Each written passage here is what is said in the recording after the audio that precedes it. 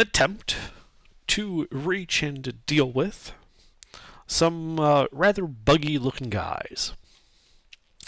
And you made it as far as this 50-foot round room where some of the bugs had created a improvised barricade to the south and had fought before attempting to run and getting cut down. You had sent your child scout to the southwest, where he discovered a whole bunch of activity going on before being detected and retreating. Now, if I recall, and unfortunately I didn't actually note this down, you guys did want to begin a long rest, yes?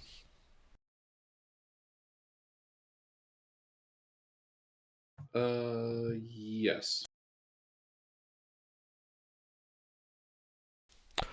Right. Well, what shall you do about your watches?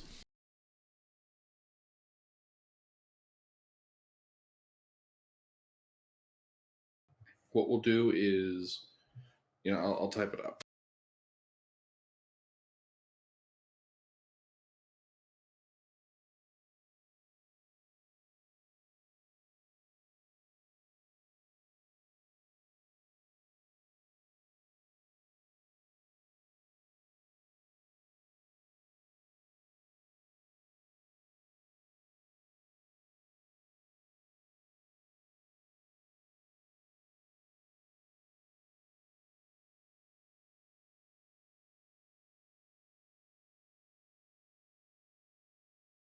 That'll be our watch order.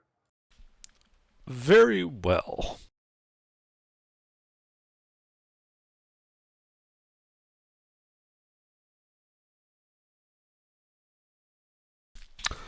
Well, the hours tick by, and it comes to Father Moon's watch.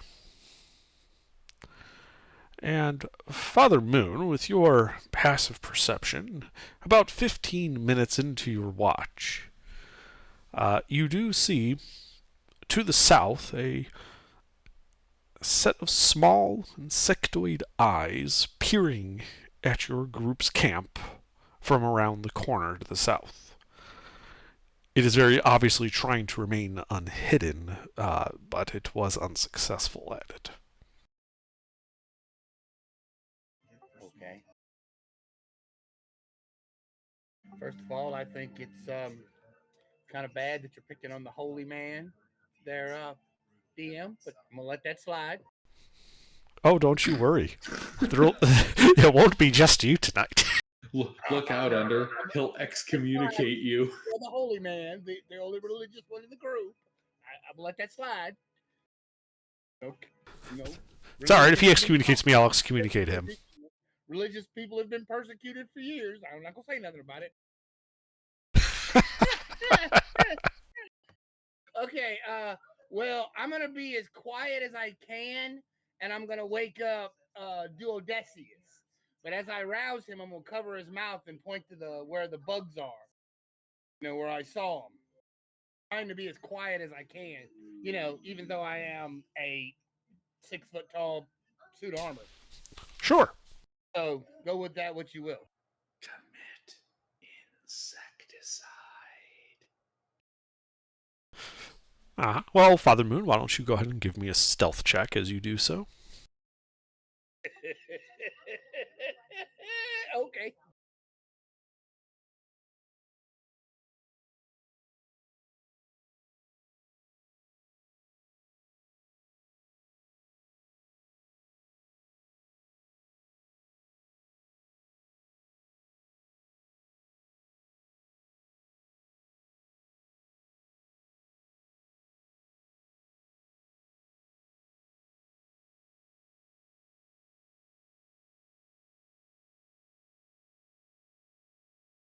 Um,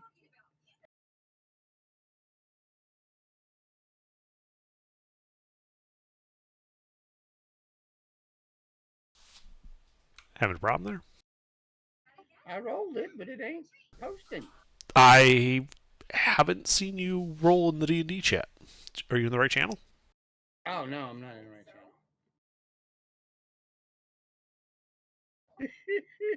I'm not in the right channel. Hold on, let me back. I was in the social channel because I was posting about Akira Toriyama. Mm-hmm. Blessed be his name. I know.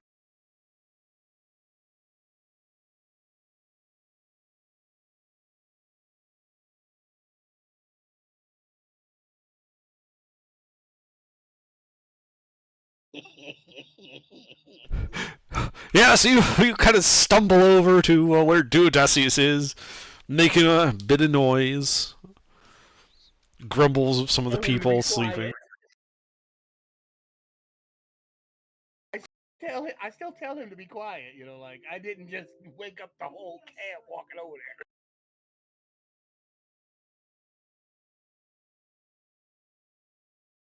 there. All right. Underdark. Uh-huh. Minor illusion. I shall produce the sounds of heavy infantry readying for battle. Okay, and at what location are you making the sound appear? What? Where are the bugs? To the south. I'll do it to the west. Well, Okay. southwest. All right. Well, let's see here. What's his insight? Pretty bad. That's right. Fall before my superior mammalian brain. What is your spell saving throw DC? 14, he failed.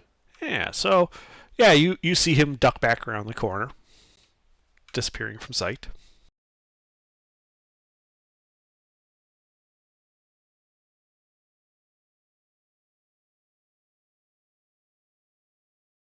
The enemy will now have false intelligence.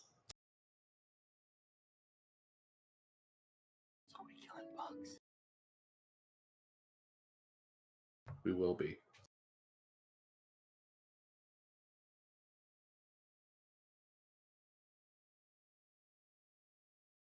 And we'll spread the alert to the henchmen. Sure. Yeah, they keep their weapons close.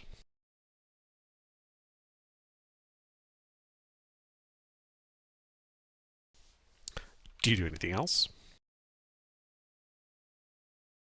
Yeah. We'll shuffle the scouts forward a watch. Okay, so they'll join you on the watch. Yep. All right. That way we have more active people. Sure. Might as well as use our superior numbers. Of course. If only food were here.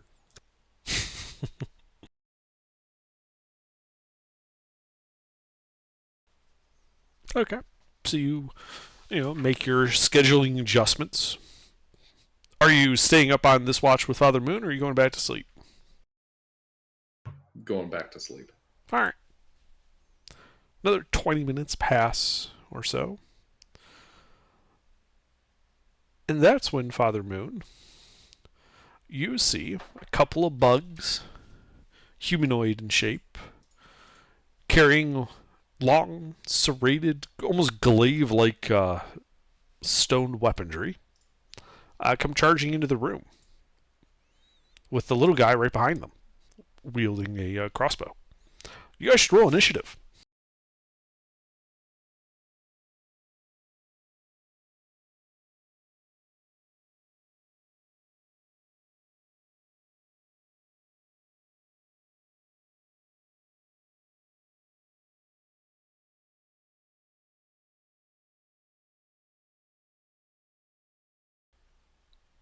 Pete, Mister. What? We rolling ish? Yeah, your camp is being attacked by some bug guys with weapons.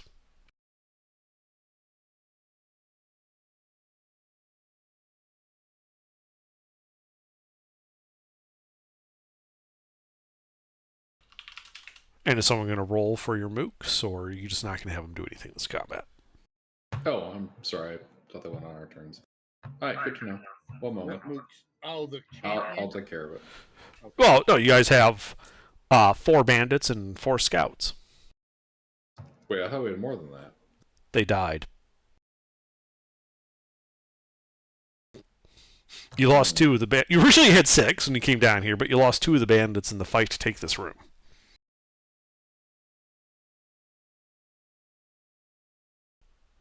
Is that the scouts? Scouts and then bandits.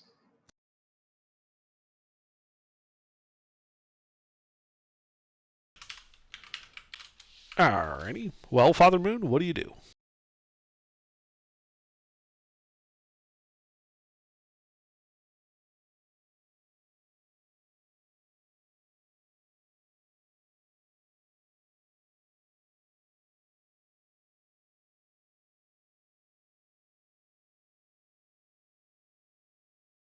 Mister. Yeah, what? It's your turn. What are you doing? How many of them are there? You can see 2 medium-sized bugs with glaives, and 1 smaller bug behind them with a crossbow. How many? How far are they away? They are 10, 20, about 30 feet from you.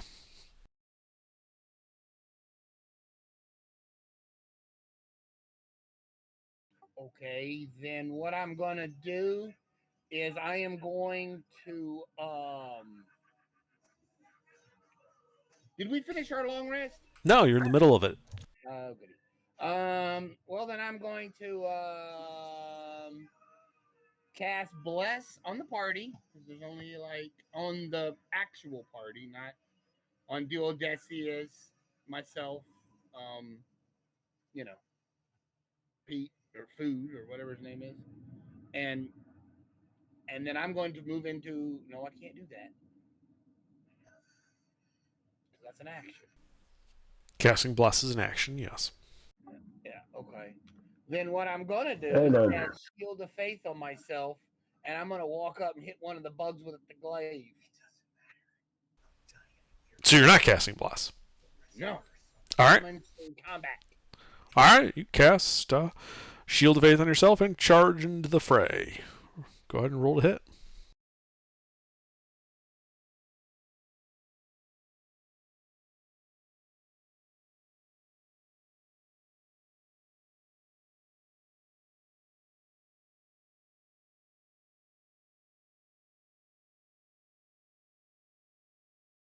Well, shit. Mm-hmm. I missed it. Yeah, you don't hit him. And that's all I can do. Alright. Well, these guys are going to use their glaives on you.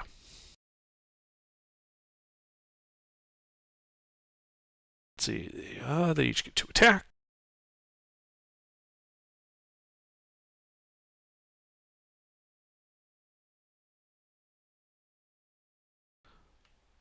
Well. Go home under your drum. What's Father Moon's AC with Shield of Faith up? Is 18? So 3 oh my hits? Dear God, you just fucking wow.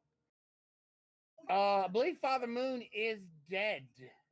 Maybe actually dead. Well- Mister, shush. You always say that. 3 hits, doing a total of 30 slashing damage.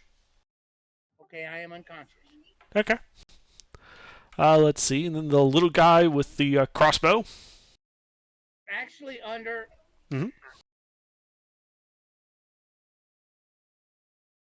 What's the damage of those things? The weapons. 30. They're 30 slashing damage total. Yeah, I know, but what I'm saying is, I only have 9 hit points. Well, they normally do a D8 plus 1, so you would have been up for that first hit. He's dead. That second hit would have put you down, and then that third hit would have given you 2 failed death saves. Right. Okay. Is your max 9? No, my max is 30, but I Okay. only had 9 because we were having our rest. Right. Okay. Let's see. And then the little guy with the crossbow sees the party stirring, and they're going to shoot Duodecius. Fuck you too. I'm prone. Indeed. And he misses you. All right, Duodecius. I roll out of my cot, cantrips blazing. Ray of Frost. Going for the little fucker. All right, roll a hit.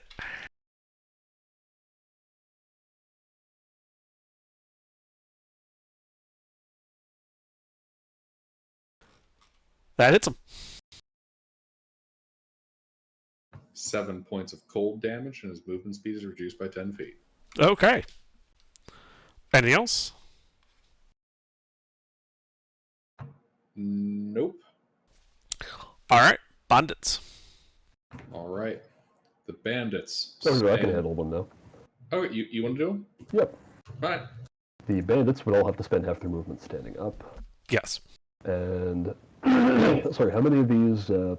I assume they're bugs. How many of them are there? There are two medium-sized ones wielding glaives, and one small one kind of trailing behind them with a crossbow. Okay. How does the one with the crossbow look like? He is injured as a result of that ray of frost. All right, let's get rid of the ranged guy.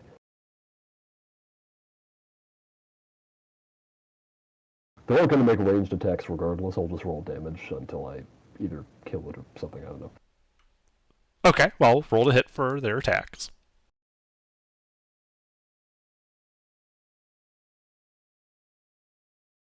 There. One I hit. don't think there were any allies in melee with one hit against the crossbow guy. One hit against the crossbow guy. Okay. And yeah, there are no allies in melee with him. The glaive guys ran in front. Like, there's a distance there. All right. 7 piercing to the crossbow guy. All right, that guy is now bloodied. Nice. That's it for the bandits. Scoots. Oh, wait a minute. How close are the glaive guys to them? The glaive guys are 30 feet from the bandits. Crossbow guy was 40. Let's see, the bandits. Yeah, that's fine. Okay, now the scouts. Okay. Scouts are going to do the same thing. They're going to try to kill the crossbow guy first. Oh, sure. Roll to hit.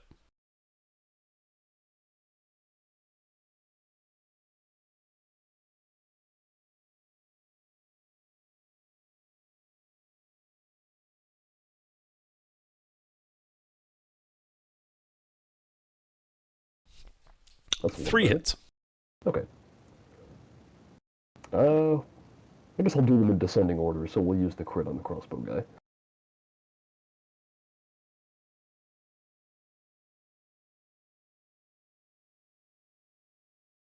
And it's 10 more to the crossbow guy. Yeah, it kills the crossbow guy.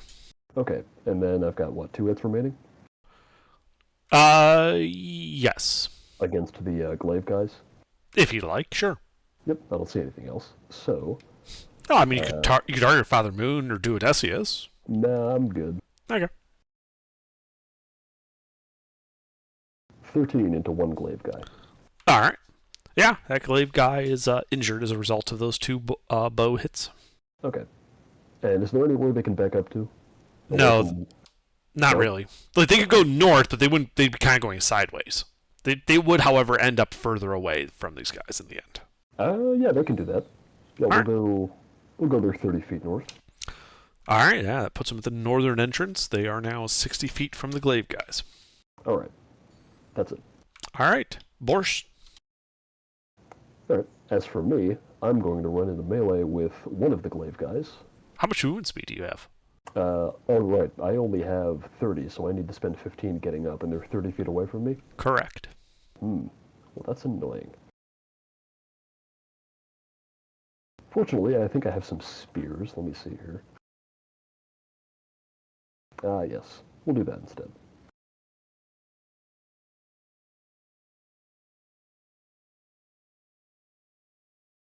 These only have... You said they're 30 feet away? Yes. Alright. I will move 10 feet towards them.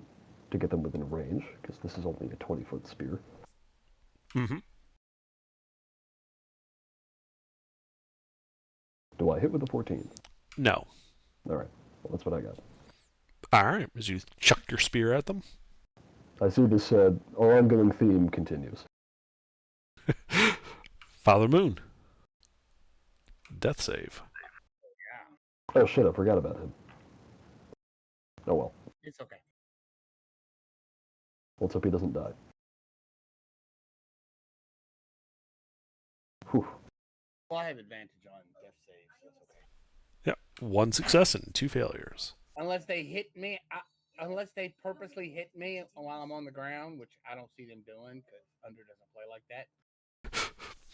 Not if, like, right now, you've gone down. They've got a bigger threat that is Borscht close by. Yeah. See, your guys aren't headhunting, like, unless we're on a mission to their headhunting. These bugs Right. No, their job is to try to force you guys to retreat from the dungeon. Yeah, see, you usually play you don't, like, if characters are intelligent, you play them that way. But if they're not, you play them. That's what I'm Yes. saying. Yeah, these guys have near human intelligence, so yeah, they're one guy, the uninjured one, is actually going to run into melee with Borscht and take a couple of glaive attacks at you. They are nasty. And miss. Yep. The other guy is going to take the dash action and run kind of in a somewhat curving path to the west so that he doesn't run by the party. And he's going to run right into melee with the scouts that ran north. Oh. Yeah.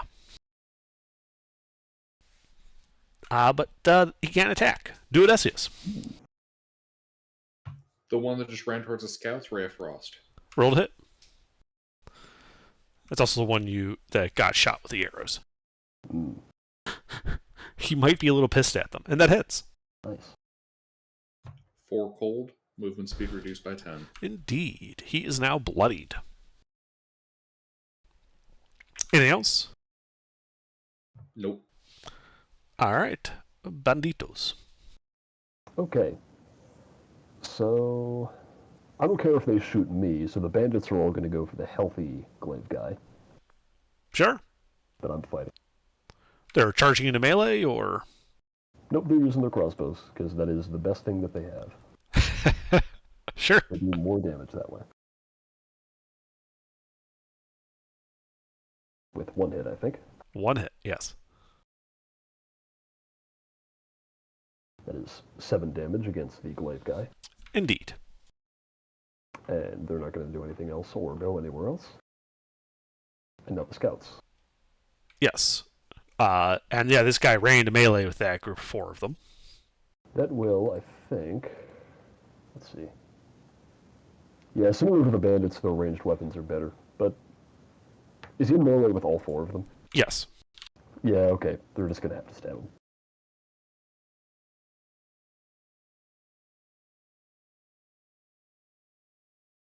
Ooh, how many hits? Is that 6? That's 6 hits.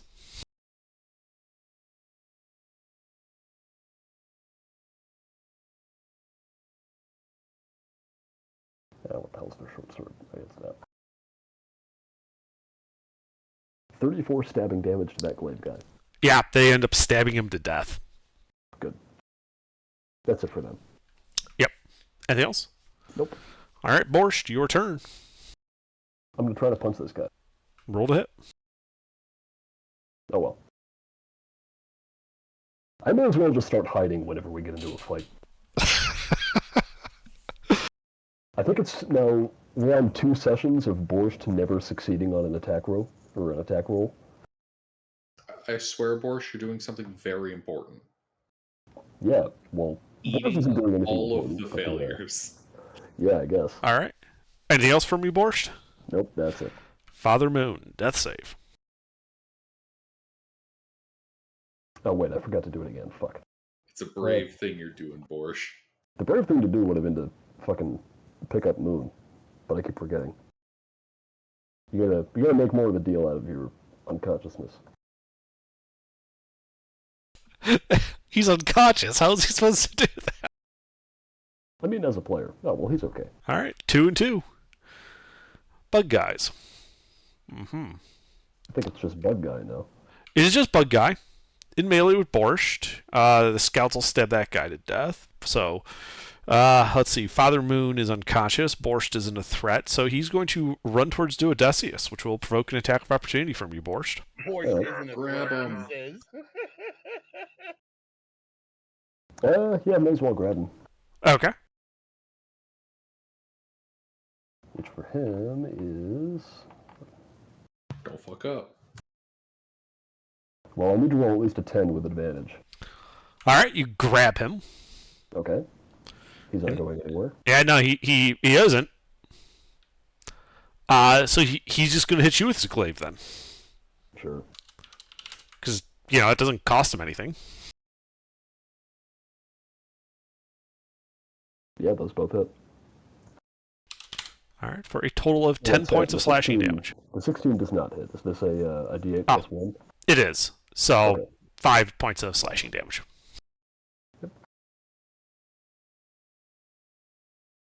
Okay. Alright, Duodecius. Who's the most injured? The sole remaining one. Assuming you Alright. don't care about the dead ones. I don't. I stand up, Ray of Frost. Roll to Actually, hit. how injured is it? It is injured. Yeah, Ray of Frost. That hits. 5 cold. Movement speed reduced 5 feet. Alright, it is still injured. Anything else? Yeah, back up my full movement speed. Alright, you join the scouts to the north. Yes. Yes, I do.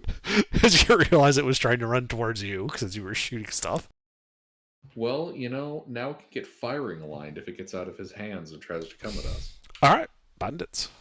Okay. They're going to push past Duodecius so they don't shoot him, and then shoot the glaive guy. Okay. Roll to hit. Their hit is... 2 hits.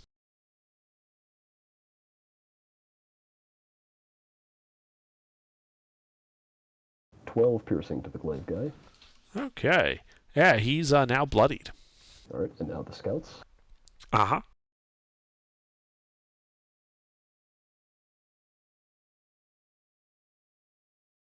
They're all going to try to shoot him with, I think, 1, 2, 3 hits.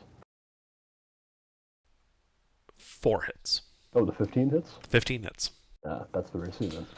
Yes.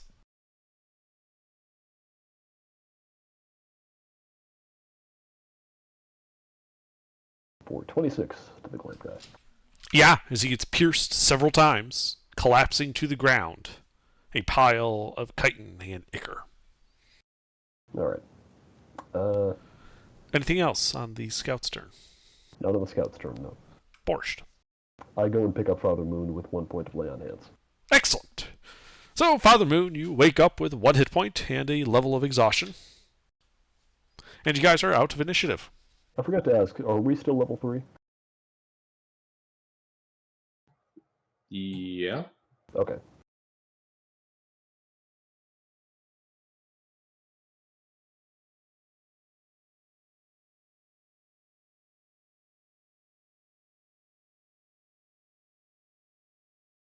Well, we should, we'll gather up all the bug bodies in one place so that we can skin them in the morning, but we're trying to take a rest now, so we should go back to Indeed. doing that. Okay. Yeah, you just pile up the dead bodies. Return to your camp. Father Moon resumes his position on second watch. His watch comes to an end. And I think you were saying it was Duodecius and the scouts on third watch? Yes. What's the scout's passive perception? Theirs is 15.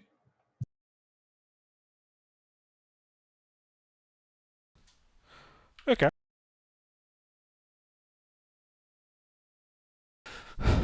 So, you and the scouts are on watch, and you see kind of trying to stay in the shadows, another one of those small bug guys with a crossbow kind of slip in as if trying to hide behind the mound of corpses you had laid up, 20 feet inside the room. We commit murder-side. Okay, well, I guess we're rolling initiative then.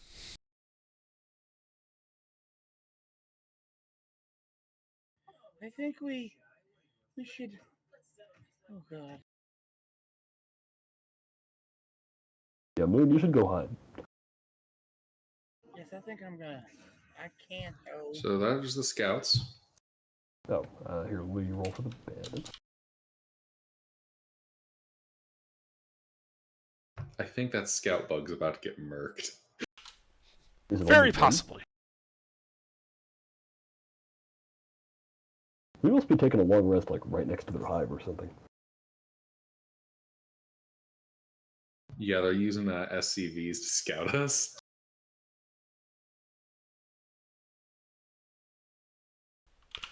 Ah, yes, the early game SCV rush.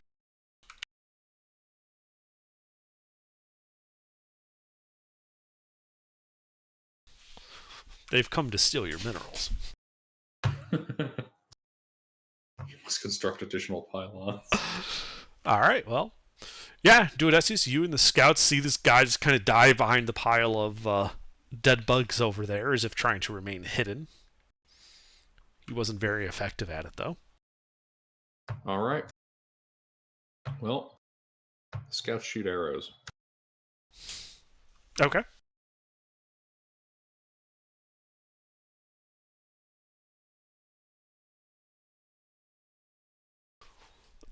Those all hit, even despite his cover.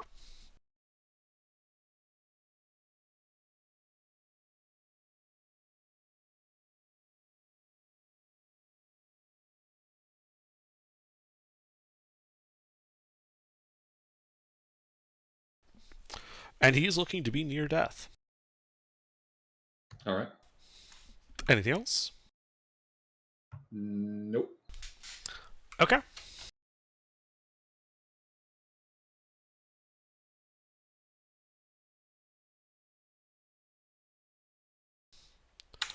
Duodecius, does a 15 hit you?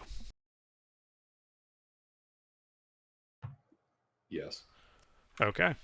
As one of the big warrior bugs with the scything arms decloaks right in the midst of the party.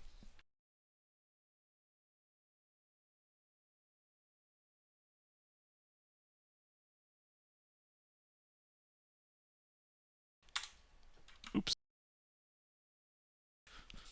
So that is 8 points of piercing damage to you, Duodecius, and I need you to make a con save versus poison.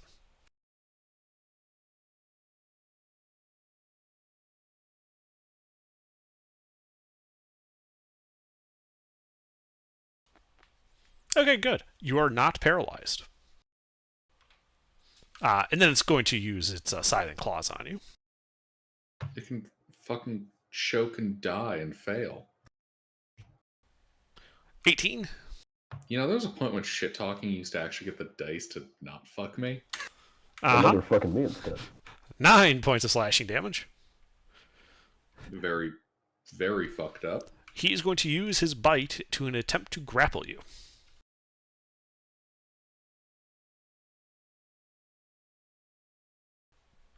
So you can defend yourself with athletics or acrobatics. Damn. He grabs you and starts dragging you. Let's see. So he has how much movement? He's got that much. So he's going to use his wings to get him movement because he's got 60 feet of fly speed. And he's just going to drag you along the ground 30 feet to the south. To the south, towards the exit. You're not through the exit just yet. You're just at the threshold. This will provoke attacks of opportunity from 2 of the scouts and the prone Father Moon. Not me? No, he just like the other 2 scouts, he was just out of melee reach for you. Alright. Oh, shit. Let's see, 2 of the Alright. scouts. The scout should try to grapple. Yeah, that's a good idea. Although, let's see, how strong are they?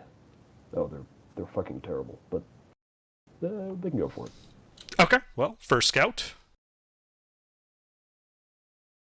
They have to beat a 15. Here, I'll just roll them both at once. Okay. Actually, no, I shouldn't, because one of them can get an attack if they succeed. Well, Okay, now I the got other missed. one. They're not going to beat that. Nope. Nope.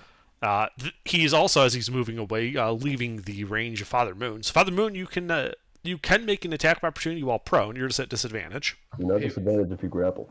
Father Moon, could you grab the bug's foot? Yeah, I'll try that. All right. Well, make your strength athletics check. You must beat a 16.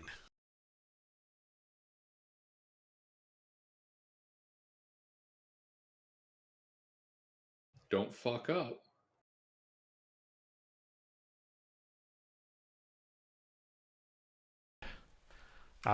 You miss, and he successfully extracts with his bounty, getting to the lower portion of this round room. How far is he? That would be 30. That'd be 30. No, actually, sorry. From you, that's 40 feet. Oh, damn it. From the bandits, it's 35 feet. From most of the from half the scouts, 35. The other half is 30. Duodecius is at 0. Father Moon is 30 away. Yeah. That's everyone. It is, however, the bandits' turn. Okay. They're gonna give chase, moving their 30 feet. And they're gonna try to shoot him. We'll finish this long rest one day. Perhaps. Roll to hit. 2 hits. 2 hits.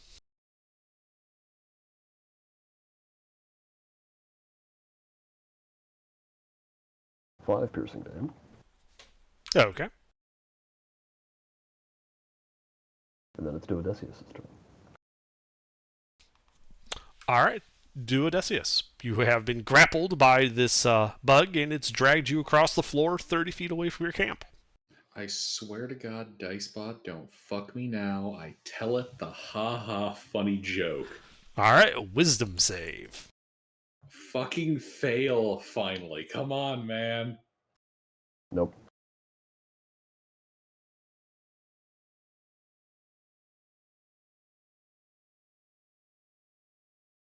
Fuck you.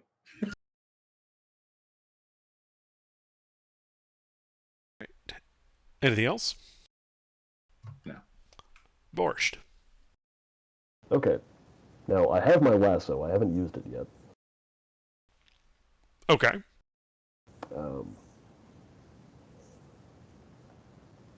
Let's see. I think I wanted to get like a just like a 10-foot lasso out of this, so I can try to lasso that bug. Okay. So I'll run my full 30 after him and try to lasso him. Aren't you standing up from prone? Oh shit, you're right. I do have to do that. Okay, in that case, it doesn't matter. I have to dash. Okay. So I will stand up my 15 feet. Yep.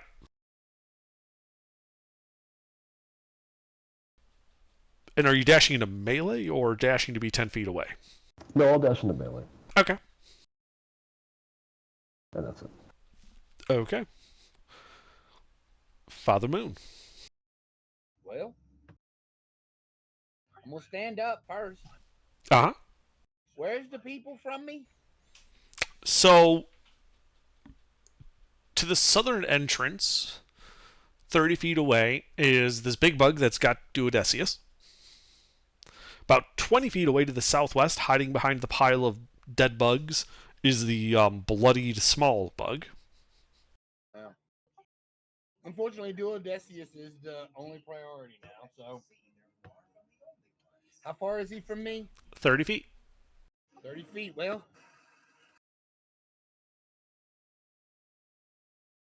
I guess I'm gonna move up and whack the bug that's holding him.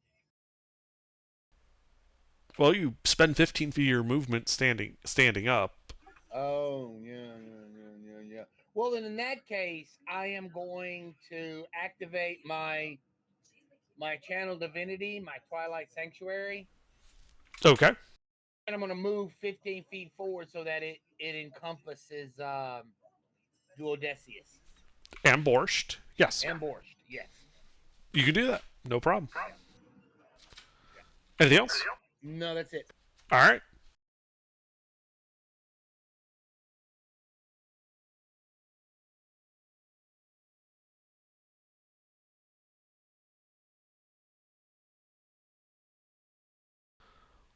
Okay. Well, the little bug is going to shoot the guy doing the obvious magic stuff. He can choke on his own crossbow bolt. He's shooting Father Moon. Oh. You haven't done anything obviously magical. I cast magic at the fucking bug. You told a joke and it didn't go over very well. Does an 18 hit Father Moon? Yeah.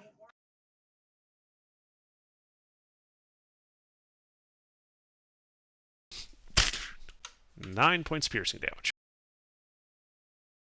My God, you're bound and determined to kill me. I'm down to 1 again. Fuck.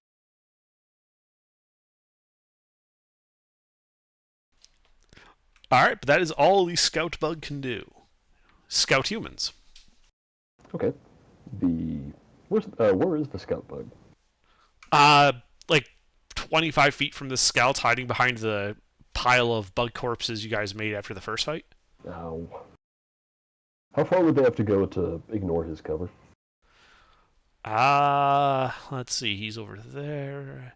If they were to go 30 feet to the northwest, they would have clear shots. Okay, one of them will run 30 feet to the northwest and take 2 shots at him. Okay.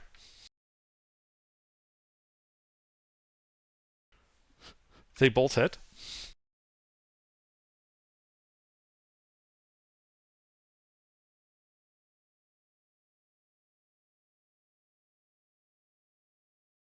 Five, 10. What scout bug? Okay, now for that second attack roll, since he would have been dead after 1 attack, could he see the guy who was carrying Duo, or is he around a corner? He's not around a corner. It's more. I can't remember. Is it a short bow? This is a short bow, so if he is further than It should say on there. What's the short range of that? 150. Oh, that's a long bow. Sorry, it is a long bow, not a short bow. Okay, great. Then you get to keep the 20. Excellent. You're not at disadvantage. Because he's like 70 feet away from that guy. Alright. Yep, he's going to shoot him. For 10 piercing. Okay. Yeah, he's injured. Since the other four will move sort of towards him in like a triangle, so that they're, how to describe it? Not getting in each other's way. Yeah, well, so imagine if the one who went over to shoot the scout bug moved 30 feet towards the guy carrying Duo. Yeah. Yeah, they're going to move there. Okay, sure. That's what I meant by like a triangle. And they are also going to shoot him. Okay. They're like 10 feet away, just so you know. Oh, that puts them that close? If you're running right towards them, yeah. Wait, how far was the guy who went to shoot the scout bug from them? 70. Okay, so then they should be 60 feet from him. Or, no, sorry, they should No, be 60 feet from him. sorry, 70 feet after he moved effectively away from him to get that shot on the scout bug. That's what I'm saying. They should be 40 feet away from the guy carrying Duo. Okay, so the angle's a little sharper than I thought. No big deal. Yeah, they can be 40 feet from him. Mm-hmm.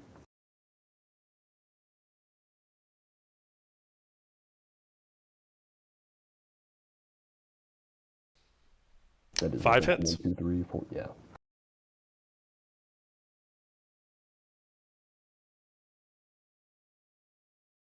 $29 piercing. All right. The big bug is now bloodied. Nice. That's it for now. All right. The big bug. Gives up. He's going to try to sting Duodecius again. He can fucking fail. God damn it. For 7 points of piercing damage. And a con save versus poison. You lucky son of a bitch. Nice. Are you still conscious?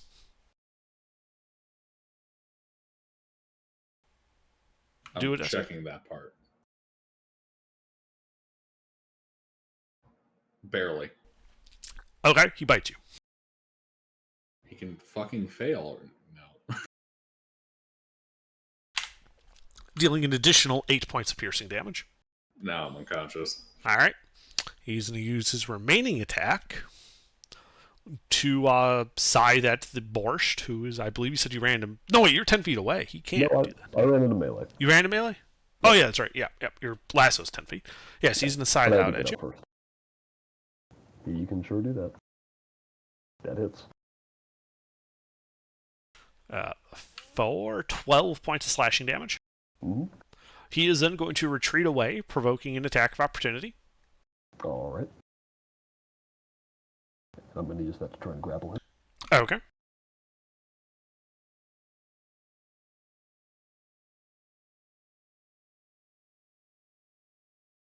Damn. He just barely slips out of your grip, and you can Alright. see him head 30 feet to the south. That puts him at that T intersection down there. Yeah, that's what happens when you rely on fucking Borscht to do anything.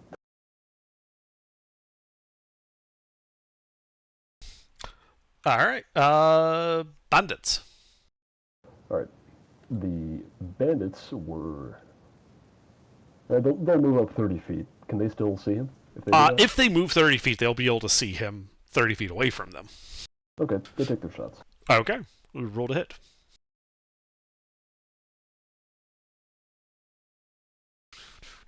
Three hits.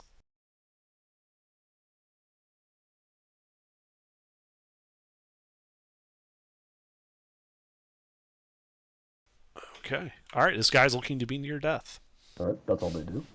Okay. Duodecius. Death save.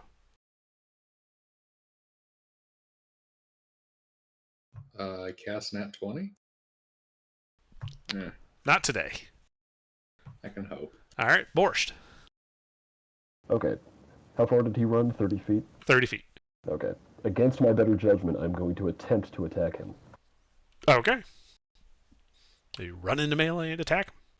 And hit him. How about that? That is the first time I've hit in over a session.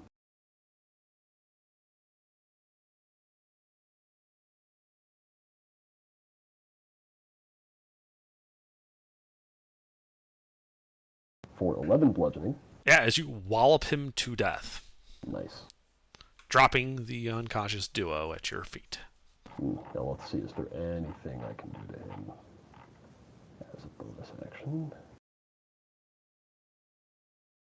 No, I don't get healing word.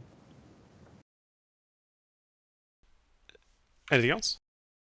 No, it doesn't look like it. All right. Father Moon. All right, so Duodecius is down. Yes. How far is he from me? He is 45 feet from your current position. I'm gonna get you up, Father. Okay. I got nothing else. That's not all I can do. Yeah, I need my action to be able to pick him up. I said I need my action to be able to pick him up. It's a bigger concern that you kill the bug. Yeah, well, we did that, so it's Oh. just you. Okay. Yeah, so I'm gonna healing word Duodecius. Okay. Well, roll it.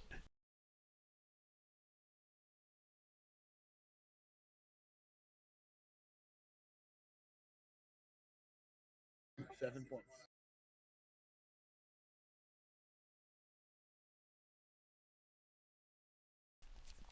All right, do it, Esius. You wake up with 7 hit points and a level of exhaustion. Yay. And you guys are out of initiative.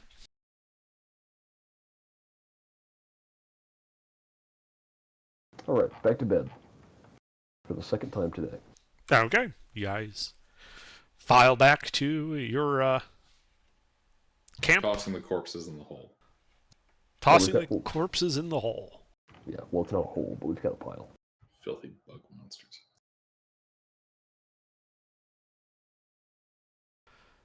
And the rest of third watch passes on to fourth. And who's on fourth? It's way, way up there. I know. The bandits. The bandits. Ah. Okay. Fourth watch is passing, and maybe 20 minutes before the end of the rest, the door to the north swings open. Good fucking god, what now? As a bug walks in with a glaive on its shoulder, a dead goblin hanging from bound legs behind it. And he stops and looks at the bandits. The bandits stop and look at him. And you guys should roll initiative. All right, last one. Well, actually, no, there's no reason he can't throw 2 at us in one watch.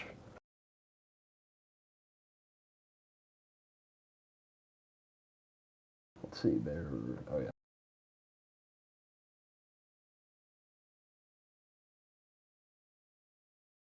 That's the bandits.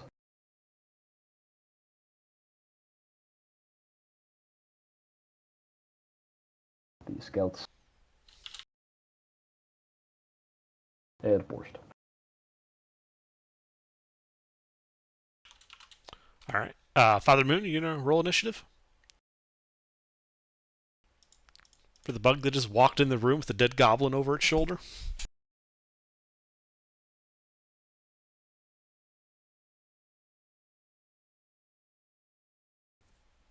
Mister, you here? Mister. God damn it. All right, well, the bandits are surprised They're surprised? by the guy suddenly walking into the room on everybody. Yeah. Oh, I thought you said they look at him, he looks at them. Yeah, they're standing there in surprise. Oh, The okay. scouts are asleep. Yep. Duodesius is asleep. The bug is also surprised. Oh, that's great. Borscht is asleep. The bandits can now go. Okay. They're going to start making noise to wake up the party. We're gonna do another initiative. Yep. Yeah. Oh God, do we not? No. They just keep coming, right? We may have to Yep. leave the cave to get Yeah, them. well, we have to kill them. I mean, this is just going to keep happening. So,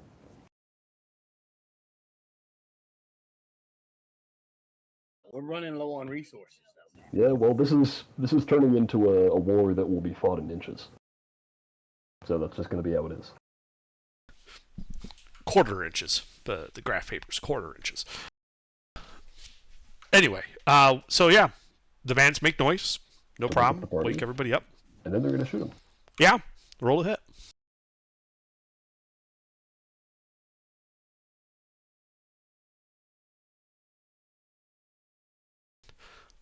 Two hits.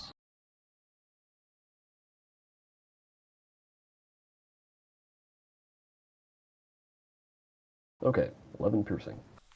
All right, he is injured. Anything else? No. Okay. Father Moon, you're woken up by the bandits. You're prone on the ground, and there is a bug with a glaive. Tied to the end of the glaive is a dead goblin.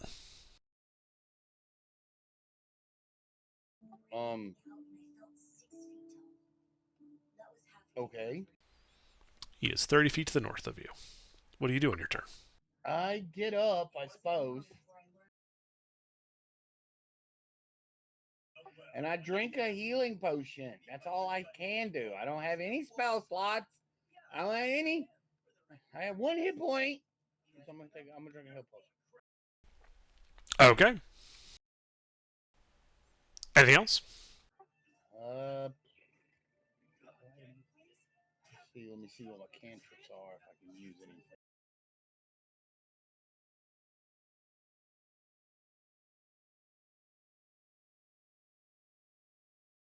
No, I can't.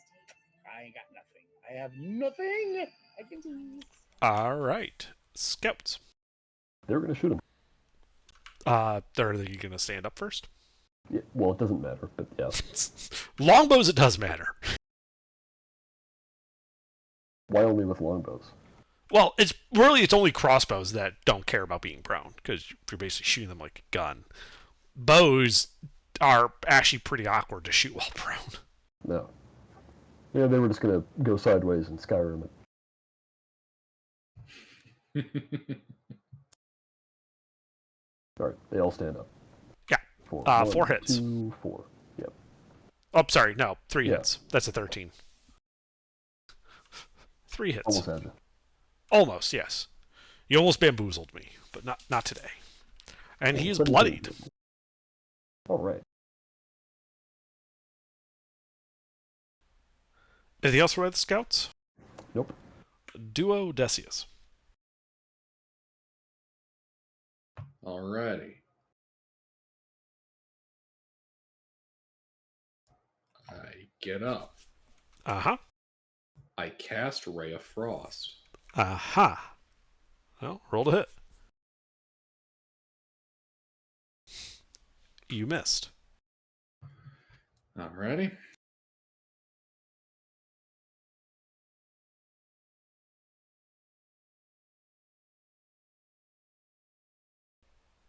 Anything else? Nope. All right. This guy. He gets 2 attacks. He uses first attack to fling the, yeah, he's going to fling the dead goblin at one of the bandits. Wow. Yeah, that hits a bandit. Hitting the bandit for 4 points of bludgeoning damage. Hmm. At which point he will then run up behind it and stab him with a glaive. And miss. Hmm. Borscht.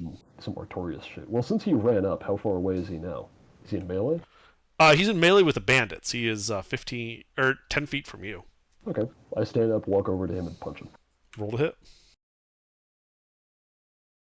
Ah. A return to form. Okay. They gave me 1. Anything else? No. Bandits. The bandits, since they're in melee, are just going to have to shake him. Actually, is he only in melee with 1 bandit? He's in melee with 3 bandits. Okay. Yeah, they're all going to get into melee with him.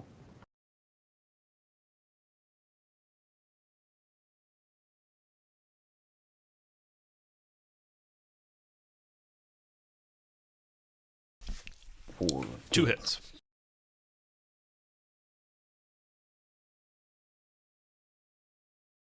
For 7 slashing. He's looking to be near death. Alright, that's it for them. Father Moon.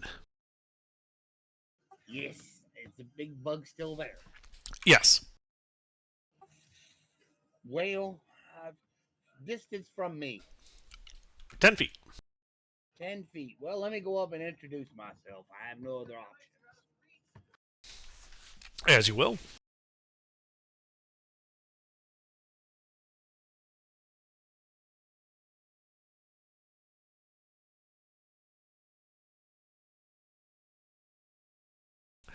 Oh, that's a crit.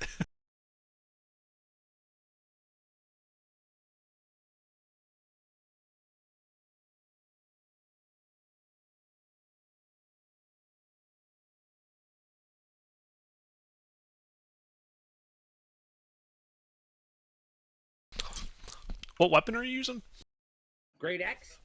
So you just go up there and just bring your axe down on his head, splattering it as the chitin just gives way before you, reducing him to a rather squashed-looking large bug on the ground. You guys are out of initiative. Can Okay, we back to bed. leave now, please? No, we got like 6 more to go. So get some shut-eye while you can. Yeah. I mean, personally, I'm just going to keep sleeping. You all got to deal with them, because I'm not going to be able to do anything, but...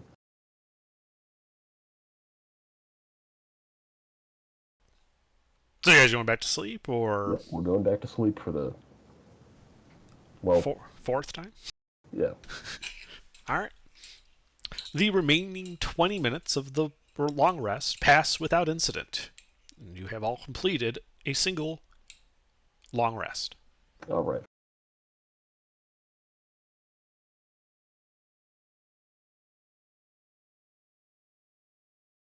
All right, as quickly as we can in the morning, we're going to strip all the chitin off of these bugs. Well, make a survival check. Yep. Fortunately, it is not I that will be doing it.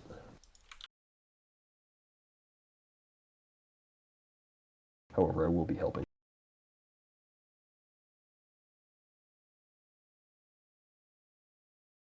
All right. Yeah, you spent like 20 minutes just quickly skiving off all the chitin from these dead bugs, ending up with a further 10 pounds. All right. Our bug chitin in hand and our breakfast eaten. I think we can set off. Which way have they all been coming with? They were coming from the south. Most of them came from the south, except for that last guy with the dead goblin. He came from the north. Hmm. I'm thinking the south.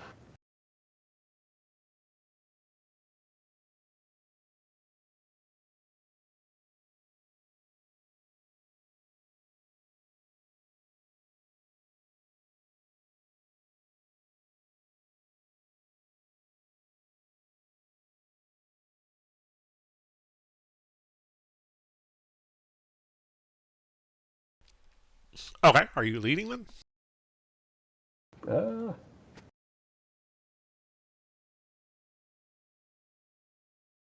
Unless anybody else wants to. I'm not leading. All right, fine, I'll do it.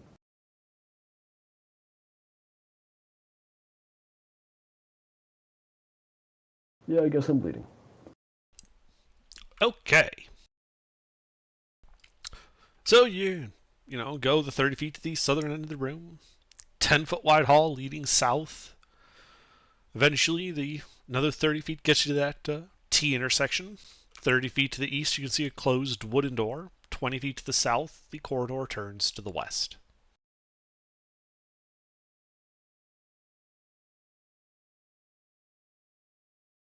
Yep. We'll go to the west, because we already know what's to the east. Through that door. Or, no, other way. Sorry, we'll go to the east, not west. Okay. You go to the east, walking up to this wooden door. Yep. I guess the bugs have been closing it behind them.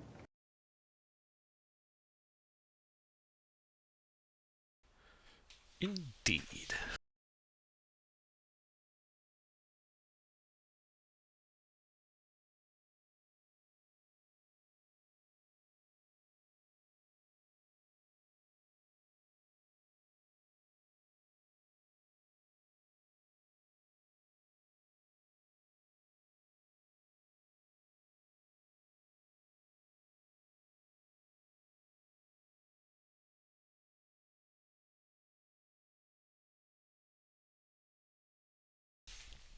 So yeah, you're at this door.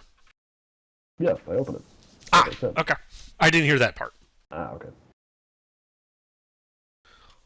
All right, you open it, revealing a 10 by 20 room, 20 by 20 room. Across from you can see another closed wooden door. And resting in kind of a bundle of webbing, almost like a trapdoor spider, but not resting on top of it, is a chitinous looking spider, unlike others you've seen before. God damn it. It does not appear to have noticed you.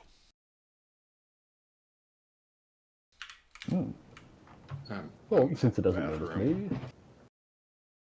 I was going to the bathroom? Alright. Well, since it has not noticed me, I will throw a spear at it. All right, roll to hit at advantage.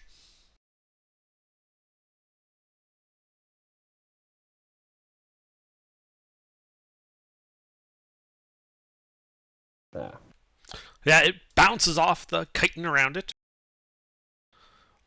As it at once kind of startles the maw of it opening, and you realize that it's not like a typical arachnid mouth. More like you think like a miniature mouth, that interiorly looks like a dune sandworm. Ooh. Like it's round and got lots of little pointy teeth, kind of forming almost like a proboscis. And now you guys should roll initiative. Perfect timing, Ruffle. We are continuing to get gang raped by the RNG gods. You sure you want me here? Yeah. Well, there's a spider, and we might need you to burn things. Oh god. I am good at that. So have we finished our rest yet? Yes. Yeah, that was a while ago, mister. Oh, good. Sorry. I have too many characters that start with the letter T. This is a problem. Ooh.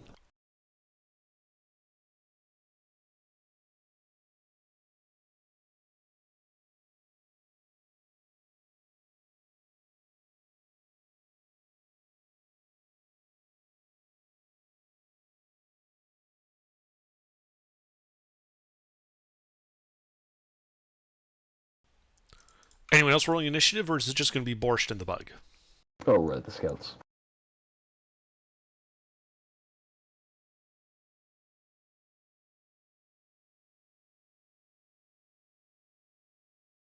Now, +1 is the bandits, and the 2 is the scouts. A 1 is accurate for me.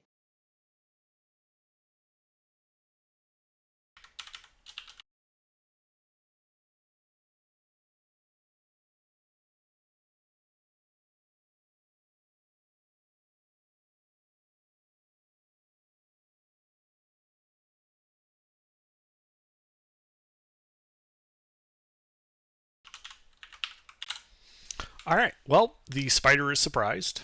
Scouts. Well, the scouts are going to shoot it. Okay. Roll to hit as they shoot through the door at this rather thickly chitinous covered bug. One, two, Well, three, damn. 4, 5 hits. Wow. Wow. For 38 piercing against that bug. That bloodies him. Okay. That's it for the scouts. Now, bandits. Mm-hmm. They fire the crossbows. 2 hits. That is 2 hits, yes. Oops, sorry, those should have been D8s. Oh, but I'll re-roll take it. that. Oh, Okay. It's up to you. I have no problem with that. That's a good roll.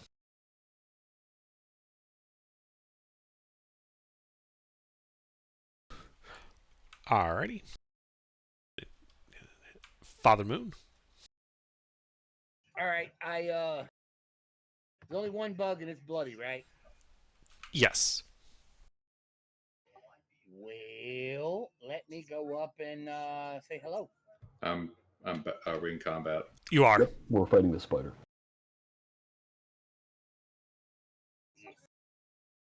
Inish 21. Okay. Father Moon, what are you doing after you get into melee with him? I'm hitting it with my axe. Roll to hit. You hit him.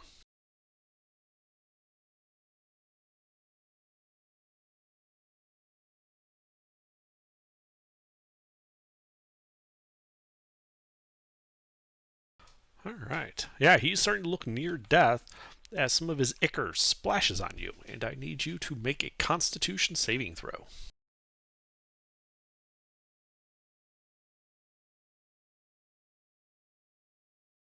Is this poison? No. Okay, I have advantage on poison.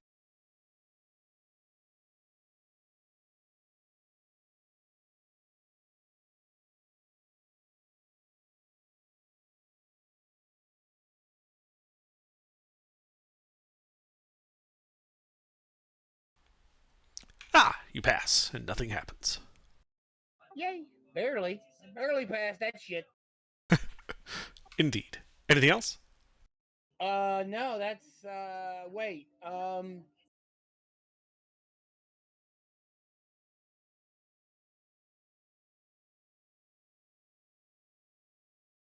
As a bonus action, I'm going to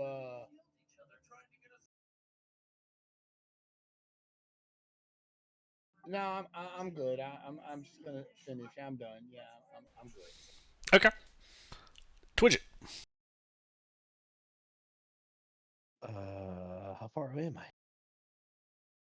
I? Let's see. So it'd be through a doorway, 10, 20, 35 feet. Can I see it through the doorway? Yes. It hasn't had a chance to move yet. I would like to shoot it. Roll to hit.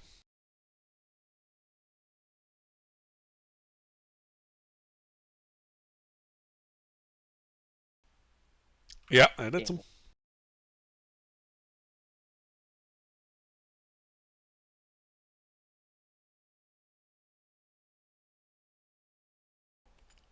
All right. You kill it, causing more ichor to splash onto Father Moon. Father Moon, I need another con save. Damn you! Well, don't stand so close.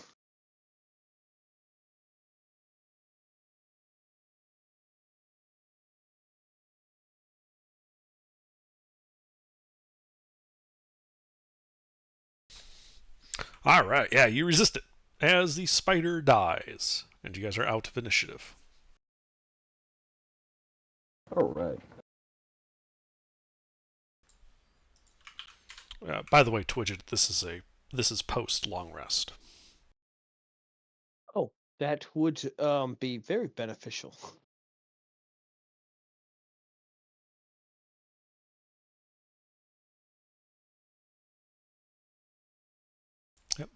But yeah, spiders collapsed on top of its webbing. More ichor just kind of seeping into it. The other side of the room, you can see a closed wooden door.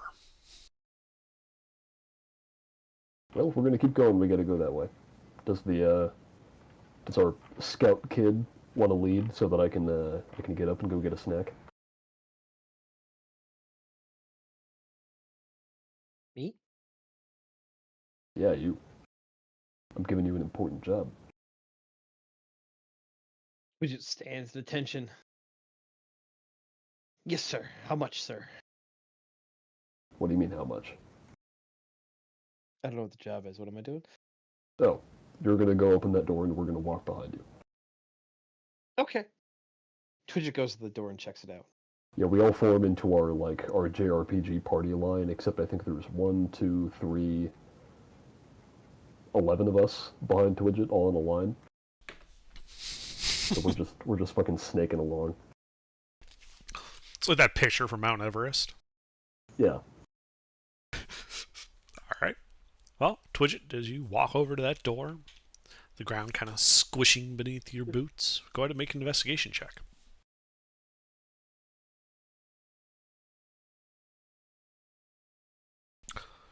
All right. This door does not appear to be trapped. All right. Well, I will give it a listen as well, and if there's a keyhole, I'll peek through. No keyhole, but you can make a perception check. I almost forgot the D. Perception. Oh. You do not hear anything. All right. Well, I open the door. All right, you open the door, revealing a 10-foot wide hall that goes 10 feet to a 4-way intersection. 10 feet to the east of the intersection is another closed wooden door. All right. Well, I'll creep up to the intersection and kind of peek both ways, up and down. Okay. Well, to the north, it goes 20 feet to a closed wooden door. To the south, it goes 20 feet to a closed double wooden door. Double wooden door. I go south. Okay, you go south.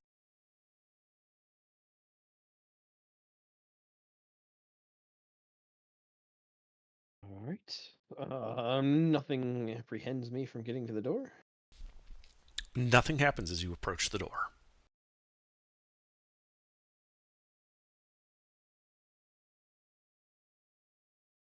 All right. I'll give it a look and a listen. All right, well, make an investigation check. Well, as you're looking at the door, you can see some fine, almost like spiderweb-like filaments going across the door. Like they would be broken if you were to pull them open. All right. I'll give it a listen. Sure. Perception check. You Sounds like a door. do not hear anything. All right. So do these fine stringy things look like I can disarm them? Prevent them from triggering? Well, the door is open towards you, Okay. and they're strung across the surface of the door so that if you were to open them, they would snap. Oh, So I'm not sure how you would disable that. Like, I suppose what you could do, you could use your thieves' tools, the fine blades and such that they have, to try and like disconnect them from the door without breaking them, and thus you'd be able to open the door without them snapping.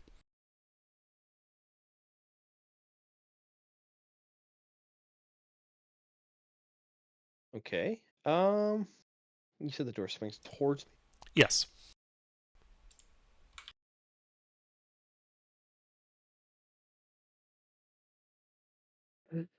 Um, hmm.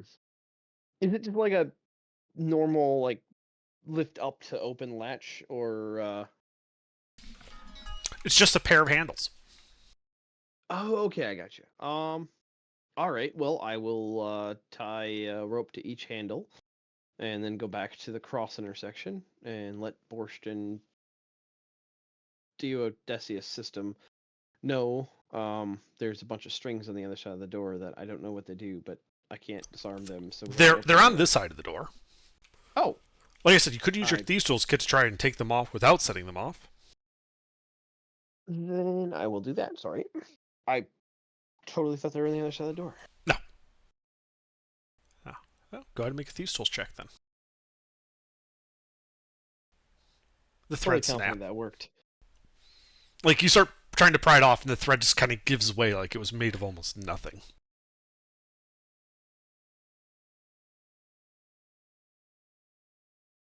And nothing seems to happen. Nothing seems to happen. Okay, well, I will take one step back, tie some ropes to the handles, and then bring them back to the party and rinse and repeat what I said, minus the threads on this side of this door. Okay. So if Borscht and Father Moon want to give these two ropes a yank, I'll be able to see what's on the other side of the door. But I'm not going to be standing next to the door. Oh, okay, yeah. I'll grab a rope and pull. At least 20 feet from the door, so worst case, you get caught in the edge of a fireball. Yep. I fix a rope. We'll do 20 feet. And I pull. Okay. The doors swing open, revealing a room beyond.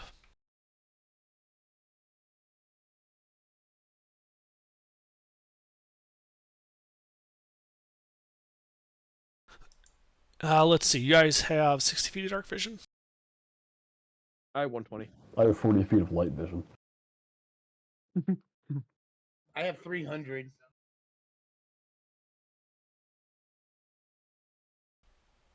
Alrighty.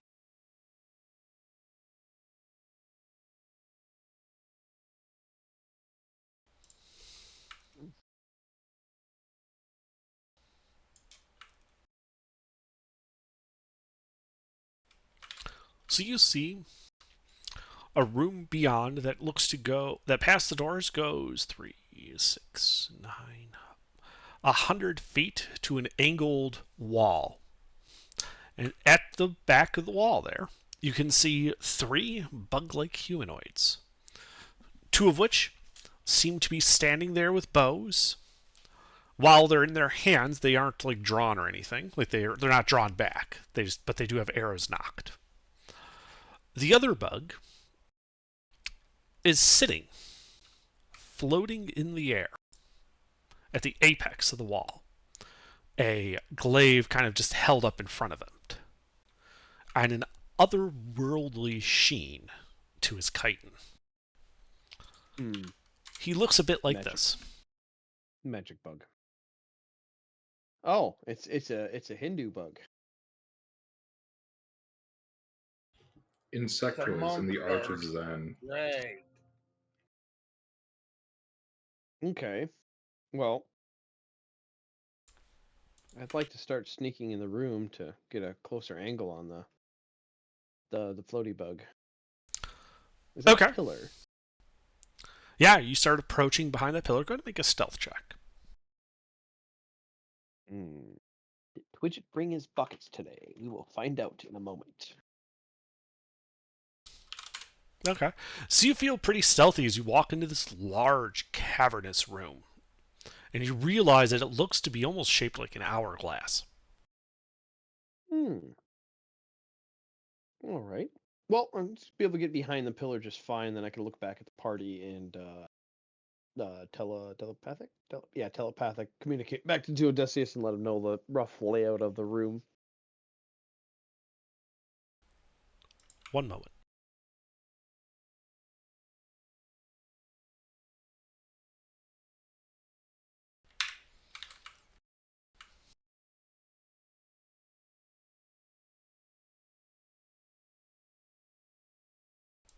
Yeah.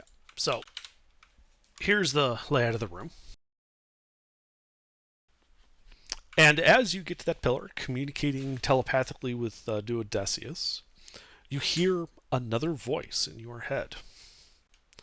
A bit chopped sounding, as if Common wasn't its first language.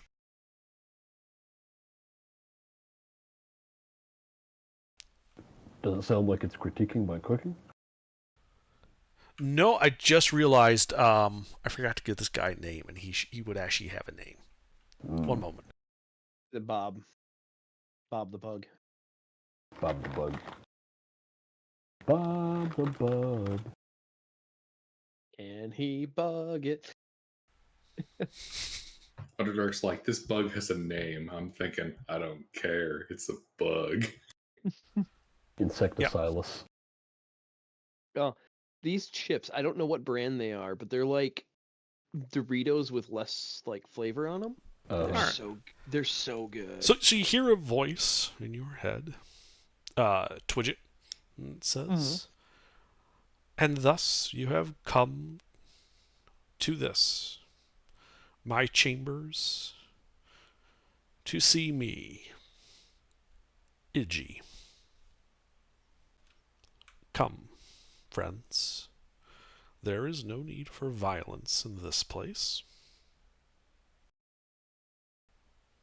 That last bit you would all hear in your heads. Become friends, there is no need for violence. Yes.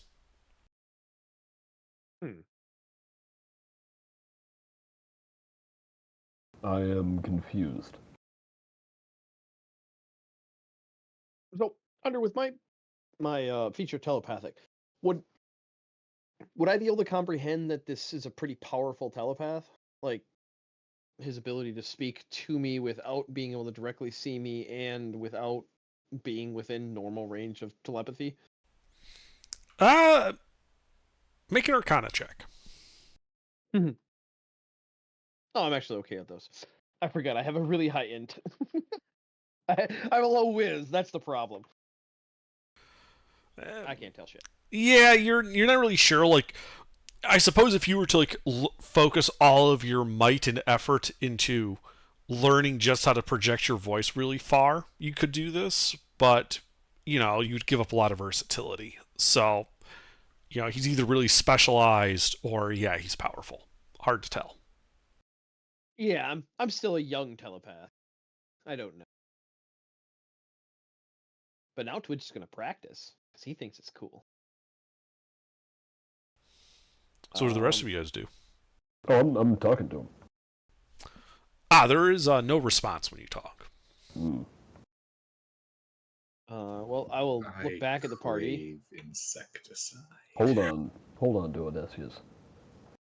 I I could look hear you back. just now. Do you understand me? From your current position, there is no response.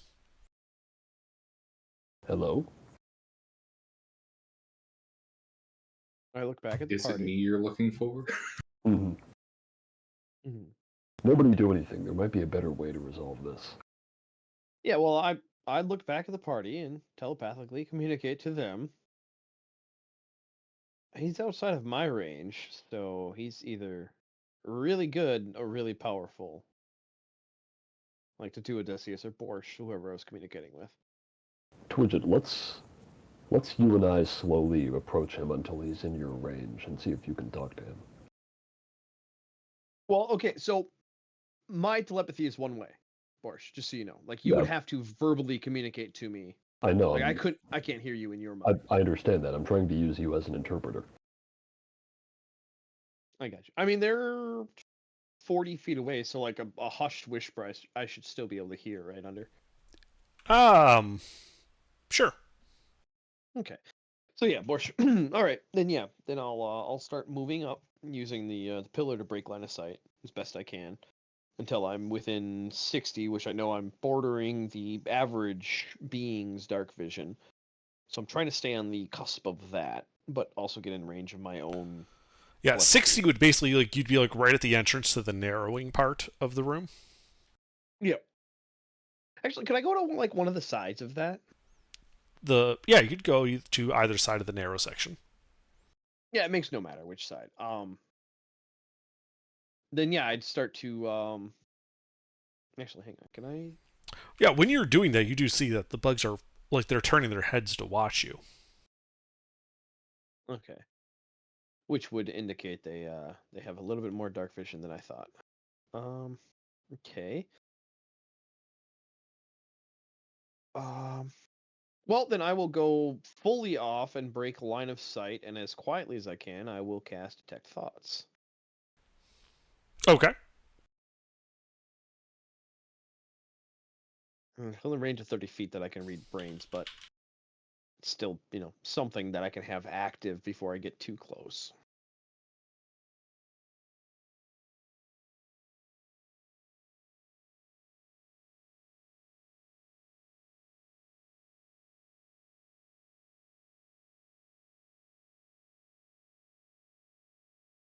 And then yeah, Borsch and I will start moving, ever so closer. Being cautious. It smells like a trap. It looks like a trap. Yeah, But this next move room is- looks to be plain and unadorned as you approach him. Mm-hmm. And then once how close do I get before they start seeming to getting if they do agitated? They seem to be just watching you as you're crossing this narrow section. At this point, you are now approaching the southern pillar. Okay. So I'm also getting close to the 30-foot range of Tech Thoughts. Mm-hmm. All right. Well, I'll look back at Borsch. And how far back is Borsch keeping from me? No, I'm right next to you. Oh, you're side by side? Okay. Yep. And Duo and Father Moon, where are you guys in all of this? Father Moon's probably holding Duodecius back because Duodecius, let me hit him, let me hit him. I'm a little more. I'm capable of being more controlled than that.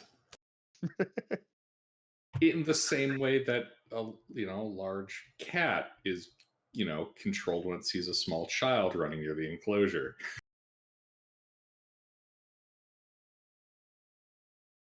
Oh, let's say you guys are 40 feet back from us. Yeah. I'll be following you about 40 feet back. Yeah, with Okay. Father Moon kind of holding you by the collar, like, ah!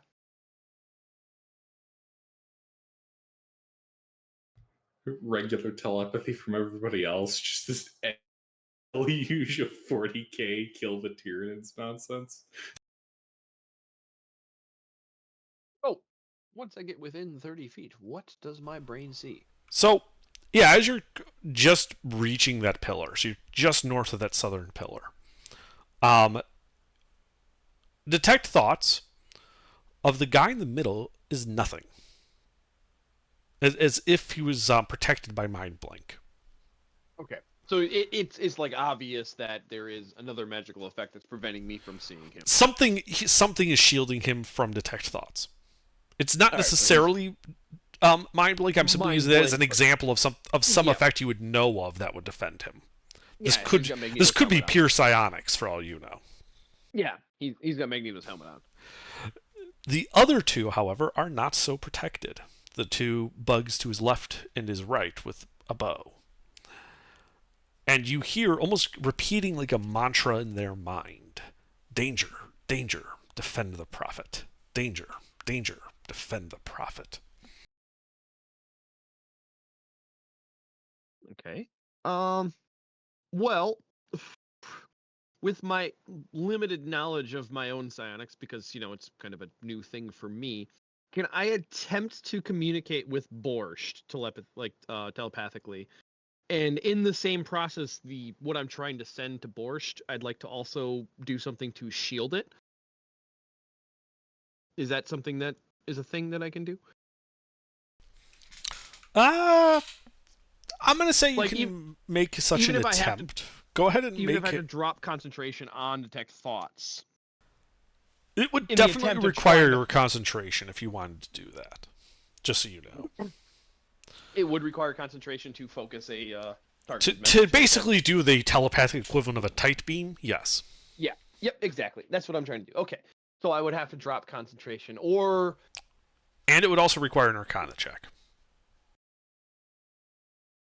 all right, then I will attempt to do that. Okay, well, make your Arcana check as you Hmm. kind of give a little bit too much away. But go ahead and make Okay. your transmission. Yep. Basically, all I'm gonna say is so the guy in the middle is called the Prophet, Hmm. and that's basically all I was trying to just so that they don't know that I know that, but now he knows that I know that. Indeed. And as you pass the pillar, getting within about 20 feet or so from him, he raises a hand as if to stop you. We stop. And the two of you would hear in your minds, yes, I am Iji, designated prophet of the hive, a title and a rank. He looks behind, he tilts his head a bit as if looking at Father Moon. It has no particular religious connotations. But we have been fighting you and your kind since we have come up from the depths. I wish for the bloodshed to stop. I wish for peace. Can there be peace? Twidget would speak in his mind, and speaking to the Prophet with telepathic, and be like, "The depths where?" Below us. This is an ancient place. A place of many depths. Some very dark.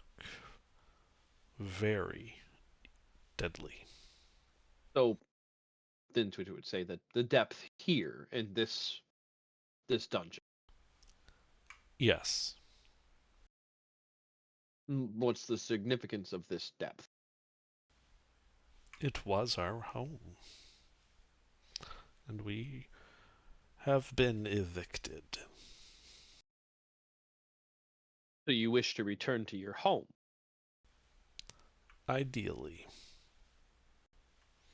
Failing that, to make a new home. Here.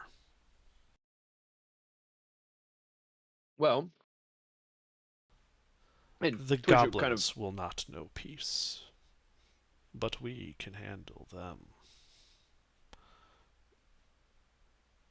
But for you larger humanoids, are you Fidget looks himself up and down when he says larger. willing to know peace? We are more willing than the goblins. I cannot say it will be easy, but we would accept peace. As long as you respect, And then when Tudit starts his thought, he kind of looks back at Duodecius and says, like, our rules.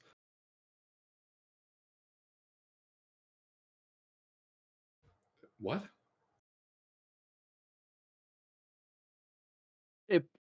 So Bug is asking if we would have peace, and Twidget is saying we have no problem with peace as long as you respect our rules. And he's looking at Duodecius, the lawyer. I don't know how much they would have to respect. Respecting rules in that regard could be interpreted more as a type of submission, which is likely to provoke greater conflict. Well, Would you That- like to know more? if they want peace, they have to respect how the societies of the surface thrive. If they don't respect the surface rules, then there will be no peace. That's only true That's- on the surface, Twidget. This place down here is lawless. They're currently this place is controlled Unless they between make them a promise and the goblins. not to go to the surface, and the surface never come down here. Yeah, exactly. That's all I'm saying. Is like, as long as you respect the boundaries of the surface, if you want to live down here, by all means, live down here. I imagine But this if you want to place. come to the Parents, right. surface, then you need to respect the surface law. That's what Twitch is getting at. Oh, yes. Moment one That's of them that's comes what up I'm getting there at. and Like, if strikes they want to Yeah, thrive down yes. here, by all means, they're welcome to it. But if they want to thrive on the surface as well, then they need to respect the territories and areas of the surface and make treaties, etc. That's why he's looking Yes. at Duodecius, because Twidget doesn't know shit about that Yes, stuff. yes. That But would Duodecius be can more chime sound. in. You got to realize, int of 16, wisdom of 6. Well, from what we've seen, you appear to be carving out a domain of your own within this dungeon, and if we were to have peace between us, that would be a marked improvement over its current goblin occupants. What does peace entail? I imagine it would mostly entail us leaving each other alone. You imagine. Well, It's important to know He's what the asking the question to insect find the answer. perceives as peace. that is a good question. He's asking the bugs that question. Right, and the bug would tilt its head a bit and project into your heads. Peace for us is to continue living. The hive must continue. We prefer that the hive not be in danger, and we understand that your hives, these cities, are also something you wish to have continued, so long as neither hive directly contends for the same space. Then there need be no conflict between us. As for the conduct of individuals, they shall be handled per their own conduct. This is how we see peace. Arcturus. Duodecius is going to be penning this down on notes. Our visions are aligned then. As you- Duodecius is getting ready to draft a treaty. Yes. I was just Yeah. gonna say, yeah, Duodecius might want to bring up the word or terminology of treaty, because then the bug would be able to play off of that if you can explain it well enough. Yeah, let me try to give him an explanation. On the surface, it is our custom between our cities to Hives. No, he said cities. Yeah, but he still called them hives. Yeah. In his terminology, he understands them as hives. All right. Well, I think he knows what I'm talking about because he used the word city. True. In our cities, our hives, it is our custom to lay out an agreement describing the terms of continued peace between us, and we would do the same with you. I would suggest that this place could become your domain, while the surface will remain ours. You will be free to continue and expand your hive within the confines of this dungeon.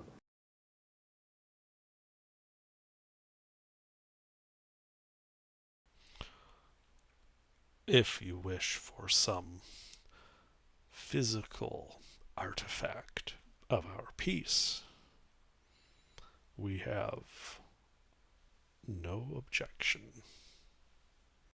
You know, Excellent. And then Twidget, Duodesk is going to continue to scribe down treaty terms. this is a bad idea. well, Twidget would, since Borsch is right next to him, kind of like lean over and tug at Borsch. I wonder if they like gold or if we can have it all. We'll get to that.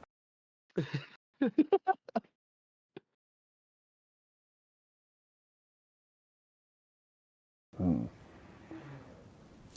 What are you writing this on? 315 pages of parchment. That's Okay. a lot.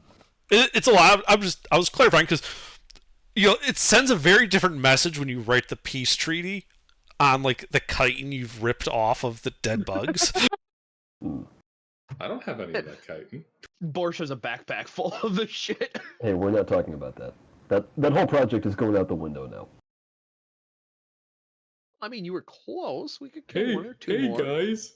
You look at my fancy new plate armor. Sure. The bugs I are looking wanna- at it. It's like armor made out of the flayed faces of their I kin. got a Yeah. question.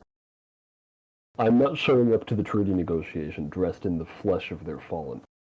I want to know how fast do these things how fast do these things grow, I guess is the word.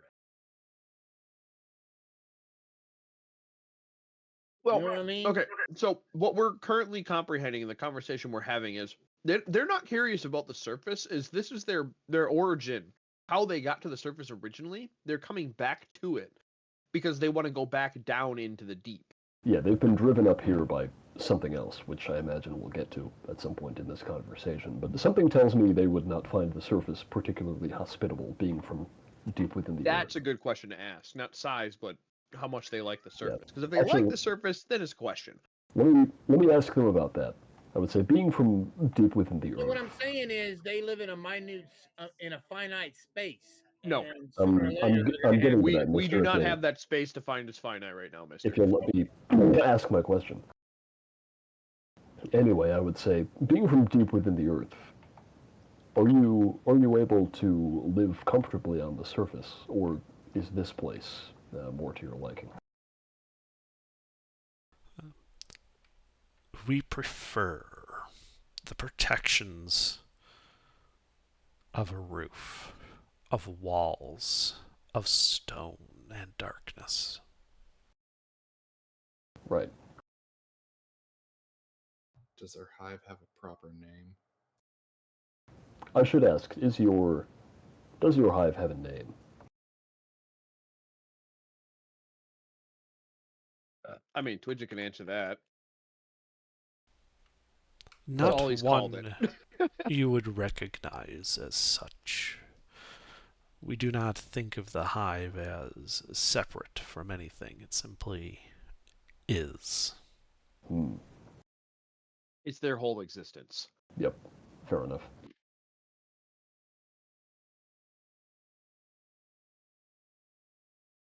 Duodecius, how's that treaty coming along? I can only write so quickly. All right. He's not high enough level to write faster. He's pulled out the hand brace. Our scribe is drafting an agreement that would lay out terms for future- Adjudicator. Yes, sorry. I didn't spend several years going to school so that I could be called a scribe. Excuse me, our adjudicator is laying out the terms of our continued coexistence. Once we are both agreed on them, there will be additional matters to take care of. There are others on the surface who are not yet aware of your willingness to seek peace with us, and it may be difficult to convince them. I was hoping you could offer us an envoy of some kind, or a representative, to vouchsafe your agreement with these terms. We would offer them our protection and ensure their safe return to you. Oh, are you talking about escorting an emissary of some sort? Yeah, of some kind. Well, because we can't just go back to wherever and try to convince people that, hey, the bugs are fine with us, actually. Yeah. It's going to need to go up the food chain and quickly. Yeah, but to, also we need some kind resolve of it. proof, because if all we're bringing Yeah. back is a piece of paper, that doesn't really mean anything. Yeah, we need somebody that can communicate, the prophet, but he would want escorts because he seems to be the most coherent. Yeah. Like, able to speak common, etc. And then To be clear, he hasn't spoken a word. Yeah. It's all Yeah, been yeah, I don't mean- telepathic. I didn't mean speak, but comprehend and translate into with telepathy. And then Twidget would kind of have a passing thought. It's like, what if he can read common? And when you say that, he looks at you and says, yes, that is the function of a prophet, to profess and be heard. Wonderful. And once we have agreed to our terms... What's the name of the dungeon? Oh yeah, what is The Deep Halls of Odarin. Right. Once we have agreed to our terms, I propose that we, along with you and your own defenders here, and I gesture to the ones who were talking about defending the hive, if you wish to have them accompany you, we would return. I would say equal numbers to us. Yeah, something like that. We have roughly 12. They should bring 12, just so it's there's no issues then at that point because it's a 1-to-1. We would arrange some kind of meeting at or near the surface to properly establish this treaty. Yeah. So I would think that our party goes, sets up the meeting, and then comes back at an arranged time, meets with him and his emissary and contingent, and then goes to the meeting. Yes, unlike yourself, we are not empowered to speak for our hive. We would have to retrieve someone else who can. Then take me to your prophet. Oh, you should have said leader under, come on. But in the bug's mind. Yes, leader would have been perfect. However, As he stops floating and stands up as if ready to go. Well, I suppose laying out the finer points of the terms can wait. Yeah. And then Twidget would look up at Borsch. He should probably bring more guys. At the very least, he should bring his 2 retainers. Well, no, that's what Twidget's getting at. Is the 2 retainers might not be enough. They may, the surface may think to attack, and that's why Twidget's talking to Borsch to say he should probably bring more guys if he wants to go right now.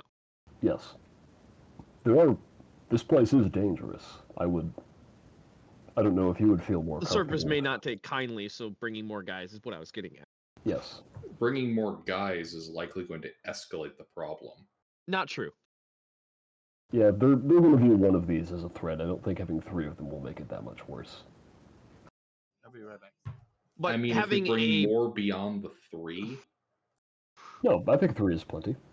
Right, but if we bring I'm more saying beyond more than that 3. That's what I'm getting at.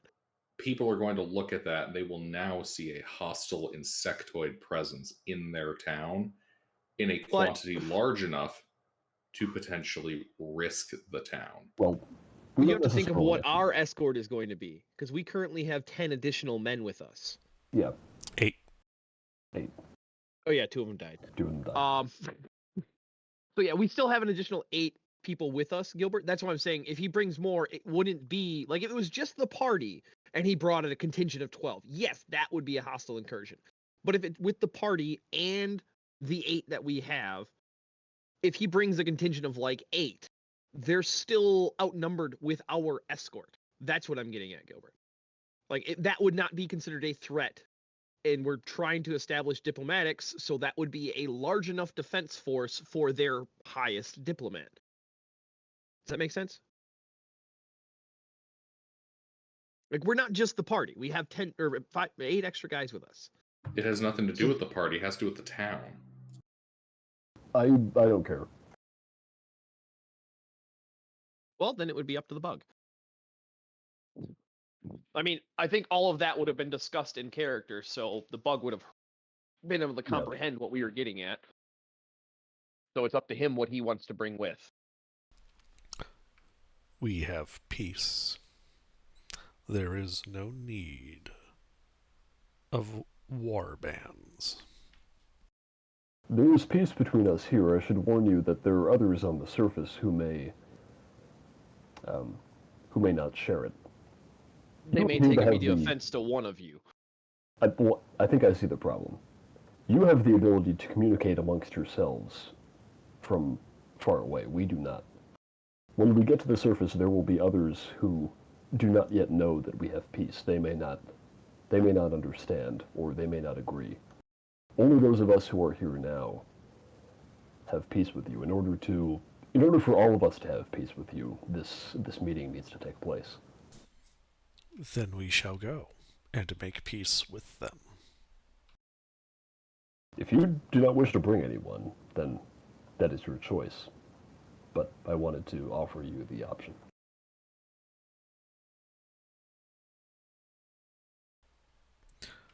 They are needed here to deal with those who would not be peaceful. Fair enough. Ah. Then it will be up to us to protect you.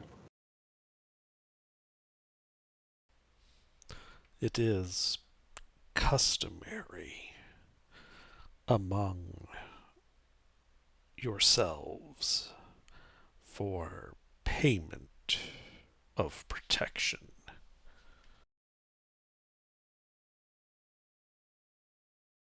Which perks up. Payment? Yes. He holds out a vial, what appears to be an amber liquid. You can see some stuff floating in it, but it seems rather indistinct. And he says, "Then accept as payment this." Then Twidget will be Twidget and start walking over there to grab the amber liquid. Mm-hmm. He hands it to you. As it appears to be a vial of amber liquid. Suspended in it, you can see what appears to be a scorpion's tail, an adder's fang, a dead spider, and a tiny heart that, against all reason, is still beating. Ooh. Well, Twidget will pop the cork on it and kind of take a look and sniff and try to figure out if he remembers from school what this might be. It is unknown to you. The amber liquid is actually beer. He didn't pay attention to school anyway, so even if it was known to him, it wouldn't be known to him. And then he'll walk back past Borsch. And then did Duodecius start moving up, or are you still 40 feet back? As negotiations become clear, he moves up. Yeah, I think at this point we're going to go, and we would let Duodecius continue drafting the agreement as we make our way out of the deep halls. Well, Twitch is bringing the vial to Duodecius to take a closer look at, because Twitch is like, I don't know what it is. Mm. Like Duodecius is sitting there trying to write all this stuff down, and Twidget walks up to him and is like tugging at his pant leg, like, "Hey, what is this?" Ritual cast Identify. Okay. Iggy just stands there staring at you for the full 10 minutes.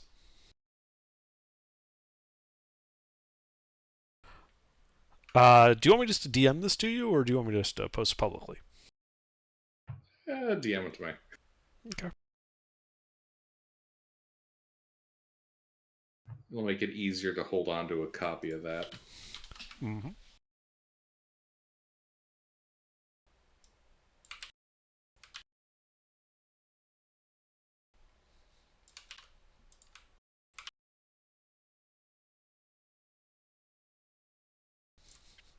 There you go.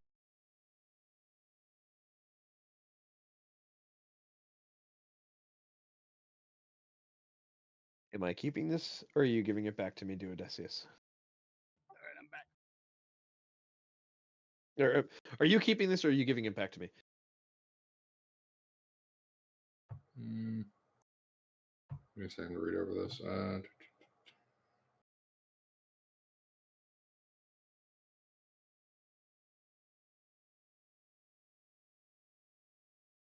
I could give it back to you if you want. This will most likely be useful in the event of chronological anomalies. It's a potion of longevity.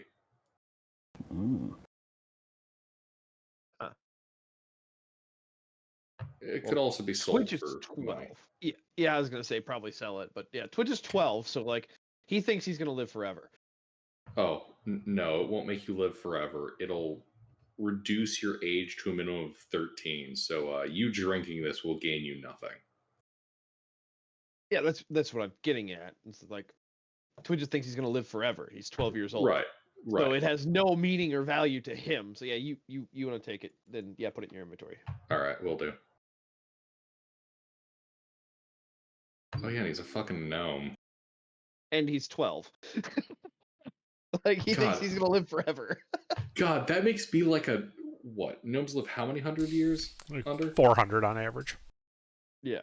Oh dear God, I'm like 150, 60 years old to him or something. That's why I call you Grandpa.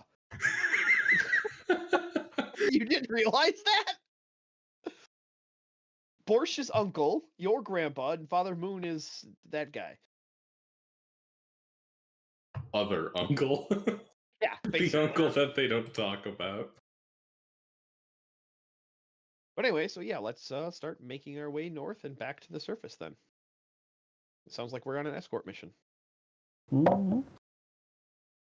Although I am curious, can I make an insight check, which is a terrible idea, but of our 8 escorts, our 8 buddies. Sure, the, make an insight check. There's a reason I said this is a bad idea. They appear somewhat lost, but their morale is high enough that they are willing to just kind of follow your lead on this. All right. Yeah, one of the older members of the party might want to talk to them and say this might be a good win-win scenario for loot. Twidget wouldn't think of that. Not necessarily just win-win, but win and have easy access to deeper, unpilfered layers of the dungeon. Yes, win for the bugs because we don't have to fight them anymore, and the bugs are happy with that, and win for us because we get a bunch of loot for free. Oh, I meant win-win for our henchmen. Yeah, and us. Like it's a win-win-win scenario if you include the henchmen as a separate group.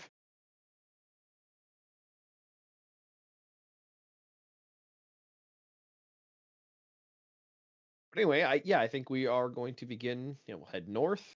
Since this guy wants to move with us, so once Duodecius finishes identify, he'll go back to writing. And then we'll head north, head west, head north.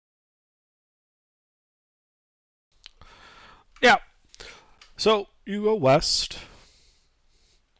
You go north into the round room with the pit. There's a couple of bugs there. They appear to be ignoring you.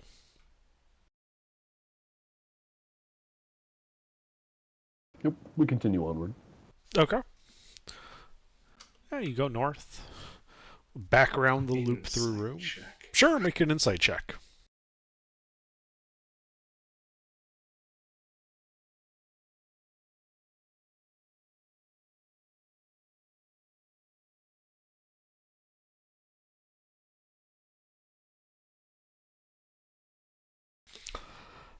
You can see that they did notice you, but then they just kept turning and working with whatever they were doing. It looks like they're setting up more nests. You weren't they just were completely dismissive of your presence.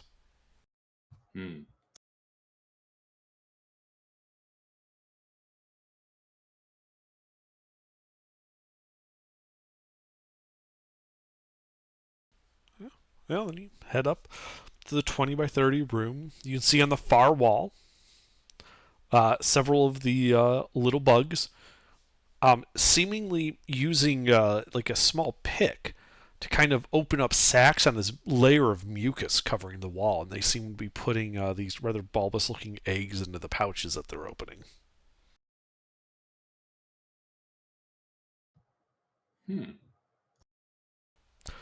Standing in front of them is one of those scything bugs. And while it doesn't move to get closer to you, it does seem to be tracking your movements through the room. Makes sense.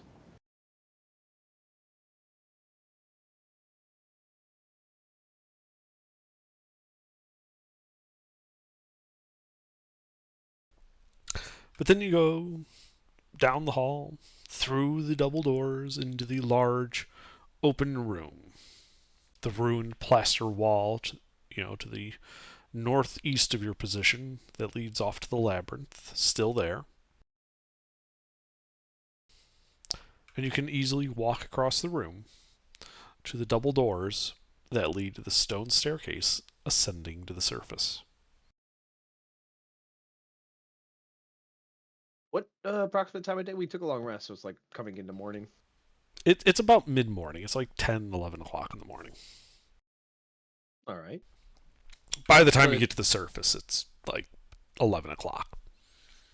The Twidget would kind of look over at the prophet and be like, "So, do you guys like the sun? Because it's kind of sunny out." It does not bother me.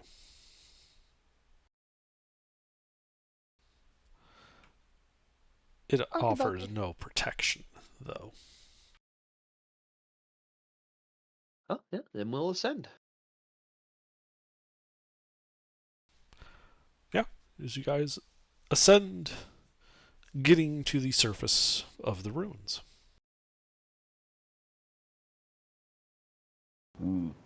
What do we want for our marching order with our scouts and bandits?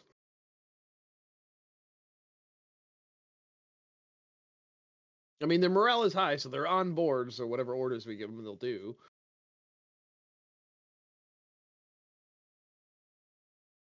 I mean, I guess I can go out front. Do you think 2 and 2 or 4 and 4? No, we're good. 2 and 2, I guess. I don't think it matters. Yeah, 2 scouts out front, 2 bandits out front, 2 scouts in the back, 2 bandits in the back. Yeah. Like, I mean, we're forming ranks around this guy intentionally, so that's what I'm getting at. Yep. Try to make it as obvious as possible that, like, he is not hostile. It's fully encompassed by our contingent. Duodecius, given your concerns about the way people might react, I do wonder if it might not be better to, if we were to sort of split up, or someone could go off and find a, to arrange a meeting and have them come here, or arrange some other place to meet, while everybody else waits here with him.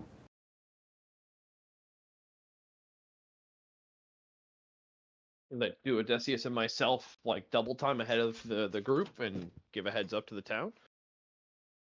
Yeah, well, you could do something like that. But it occurs... Hold on, what country are we in under? You are about 14 days outside of the free city of Havia. Okay, so... And they're independent. Yeah, it's a city-state. It's a city-state. There are villages and the various trails that run through the area. And in general, Havia is the strongest military force in the region. But they're not like direct vassals. Except for Strisden, because of the presence of the guild there. Ah. Yeah, the guild basically like runs the town, so... So, we might not have to go all the way back to Havia. We could maybe get somebody...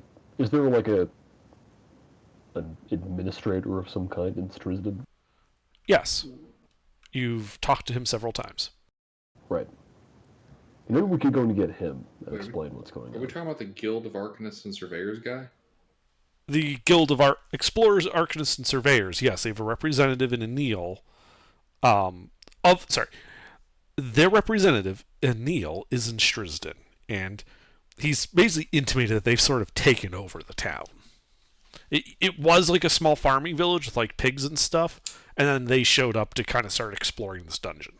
Given that this is the settlement closest to the deep halls, and also they're the one who are sending people in there to kill bugs, we should probably get them on board first, and then we can go to Havia later.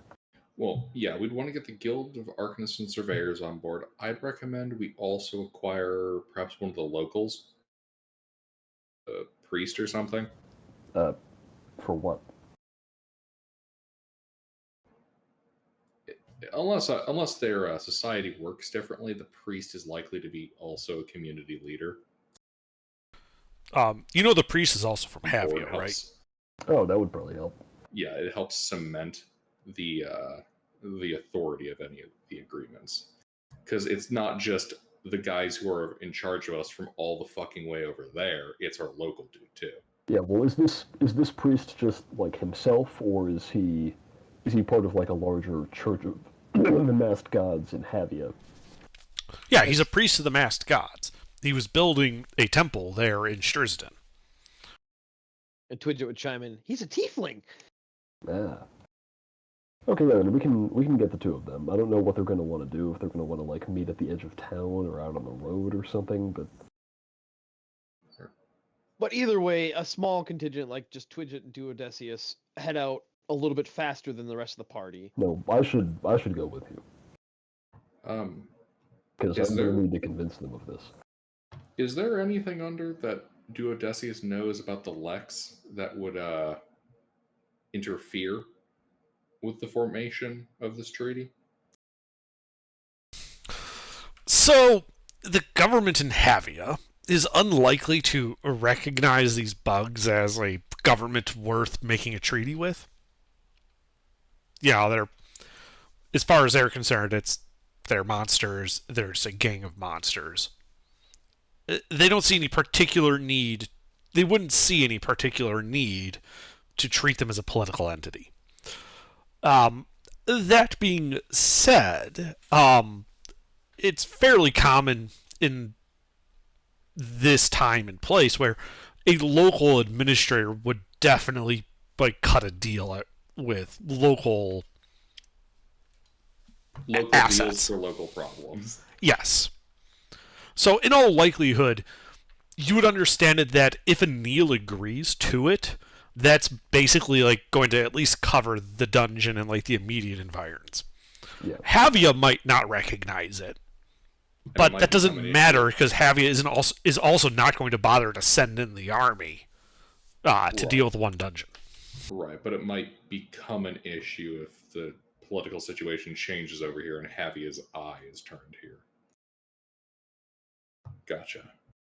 All right. I Excellent. mean, that would require like a substantial thing where the treaty wouldn't be relevant anymore. Like, Right.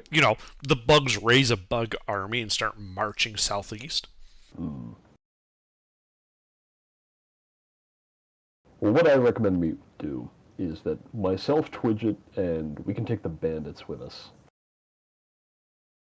We'll all go back to town to get the relevant people and set up some kind of meeting.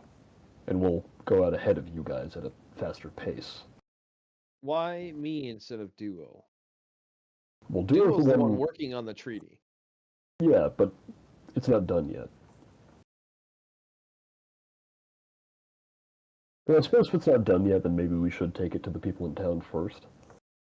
That's what I was thinking, like, while Duo Duodecius is is mostly walking and working writing. on like a potential draft, an outline.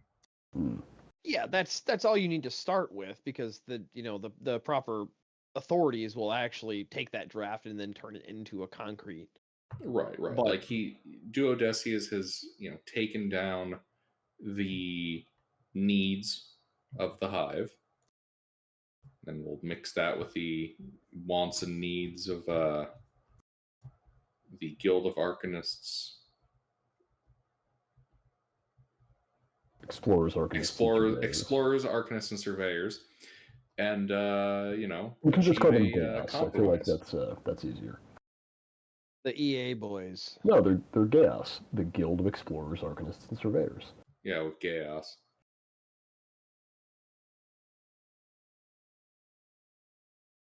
Okay, so me and Duo will go and talk to the gay asses, and then are Twidget and Father Moon up to the task of keeping these guys safe? Actually, you can keep all of the keep the bandits and the scouts. Yep. That's what I was thinking. 'Cause, like, you guys, just the two of you moving, you guys can start double timing. Yep. And anybody you encounter on the road, you guys will have more authority than Twidget would to give them a heads up, like, hey, we have a escort that's coming with some bugs to make a peace treaty. That's the idea. Yep. And then, we'll just move at normal time. And so you'll get there probably a half a day before us to kind of get everything all set up, figure out what we're doing. And then once we get within, a mile or two of the city, Twidget can take off and sprint to catch up to you to figure out, all right, so where are we meeting? What are we doing? And then Twidget can run back to the bug and the rest of the bandits and stuff like that and give them that information. Okay. Then I would explain what we're doing to EG. That myself and Duodecius are going to go ahead to fetch our prophet so that they can have their meeting. Good.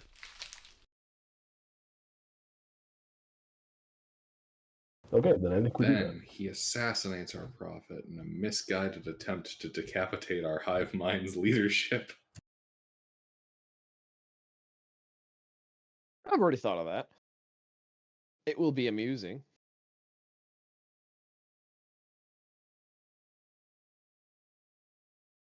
So, we start casually marching, they start quickly marching. Yep. All right. So you've got about a half day left. It's about a day and a half march at a normal pace to Strisden from the dungeon. So those of you at a standard pace make it 12 miles. The fast pace make 15. So there's like a 3-mile gap between the two parties. Yep. We'll take a long lunch. Yep.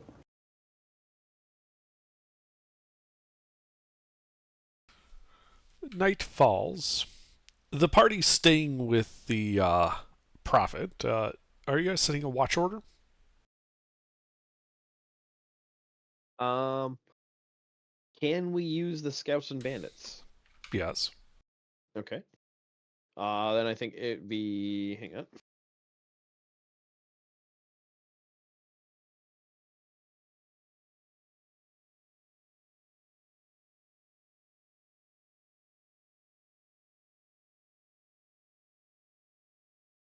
I can't type this well.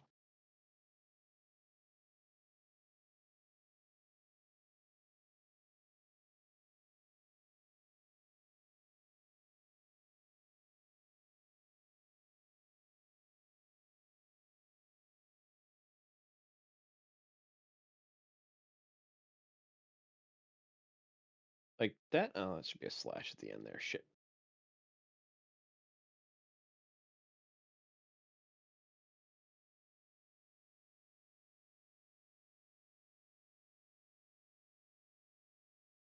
Since we have 4 of each right now, 1 each on each watch.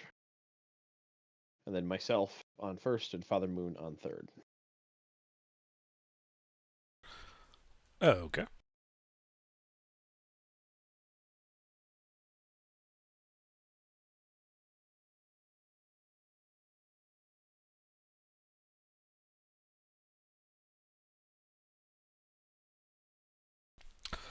Okay.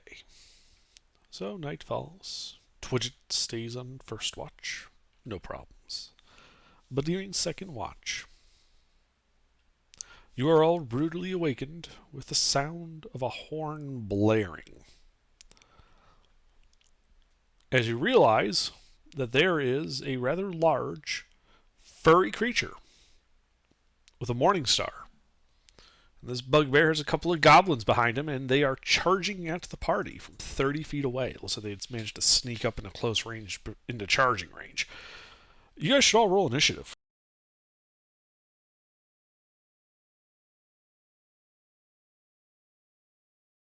Ah, so they have sent their prophet to stop his prophet from meeting our prophet.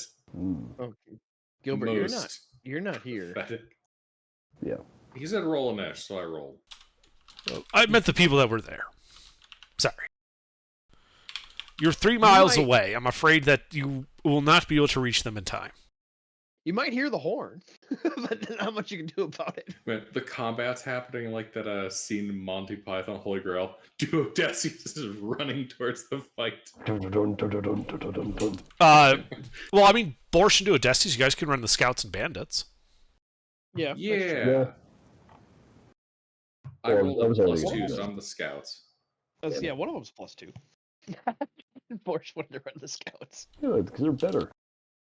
I got the scouts. Alright, well, I'm the one keeping track of their HP, though, so good luck without that. Mister, did you roll a niche? Did you just wish the Yes, he did. I did. good Oh, luck he with beat- keeping he track beat you. of his I- Luke's HP? I was looking below the Not dash, his and I mooks, completely they're all ignored that. Hold it right before Under put the little line there. Uh-huh. No. Pete, I mean, I'm a DM. I'm used to, tracking multiple dudes' HP. I know, but do you have them? Yeah. You guys had finished a long rest, and they haven't been hurt since then. 16 hit points, That's 13 true. armor class, +4 to hit. The Anyway, dexterity base rank Borsch, you buttons. going to roll for the bandits then? Oh, yeah.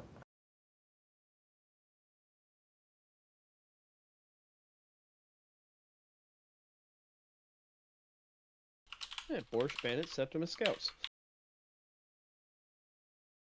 Borsch's Bandits. Yep. There you go. All right. Well, that bugbear gonna come charging right into that first scout that was on watch. Does a barrel roll, dodging the blow. The bugbear is an incompetent schmuck who can't hit shit. Holy crap, shit talking works against things that aren't bugs. Uh-huh. That is it for the bugbear, though. Bandits are surprised. Goblins. No surprise. They're not surprised. They are 30 feet away with short bows. They're also going to shoot at that scout that the bugbear engaged. Their arrows flying foppishly across the dirt. Okay, that's one hit. Well, that scout takes 3 points of piercing damage. Inconvenient. Father Moon, do you have anything that prevents surprise? Yes, I do have things that prevent surprise. What do you have? I have the alert feat. Excellent. Well, you were startled awake, but alert. What do you do? What is going on? What do I see? How close are the enemy? The bugbear has run right up to your watch as the scout and bandit and attacked him. He is 10 feet away from you. Well, I guess I'm going to engage the bugbear in martial combat. Okay. So you stand and begin to melee. By the way, the bug prophet is just sitting there with his legs crossed, just with his eyes closed, just sitting there in the middle of the camp. Okay. Well, he's currently not the enemy. His he's eyes controlling closed? unless he's controlling Yes. the bugbear. Well, the guy with the nictating membrane thing. But And if he's controlling the bugbear, we'll find out once I hit it. Well, no, he's controlling the 2 bug scouts with us. there are no bugs with you other than him. He left the other two he behind. He didn't even bring the other 2? Oh, I thought he did. I missed that.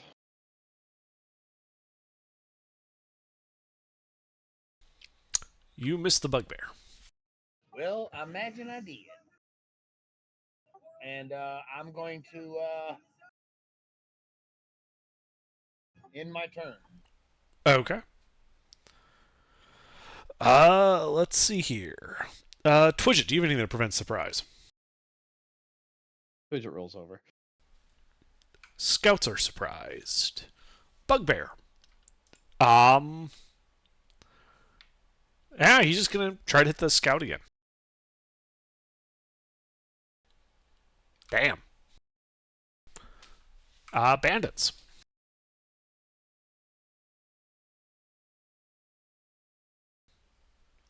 Pete, that's The you. bandits are... Which is closer, the bugbears or any of the goblins? The bugbear is in melee with your Oh, camp. yeah. The Okay. the goblins are like 30 feet away. Well, if they're in melee, then they gotta do melee. Okay, so there's rushing the bugbear. Well, I thought they were already in melee. Just the one that was on watch was. Oh. Yeah, I guess the one guy will do melee and the others will shoot him. Okay.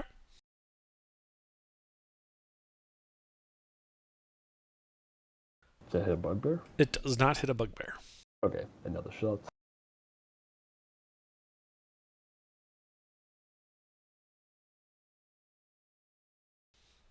It's at least one hit. 2 hits. 2 hits.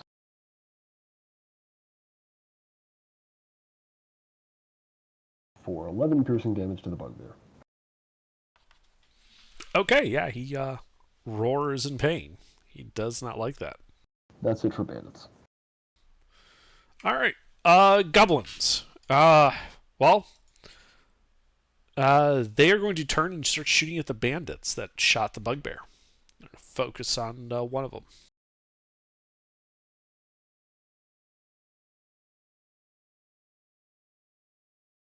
Yeah, the 21 hits. And wait, what's these guys? I think they have like a 12, don't they? Yeah, they have a 12, so that barely doesn't hit. Yeah, so 7 points of piercing damage to that bandit. Okay. He does not like that. I'm sure. That's it for them. Moon. Father Moon. Mister. The bugbear dead yet? No, he's simply injured. Oh, well, I'm gonna hit him again. So let's make Rolled a hit.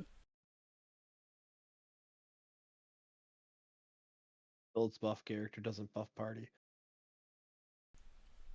Miss. Right? Swing and a miss. Pass. All right, Twidget. All right.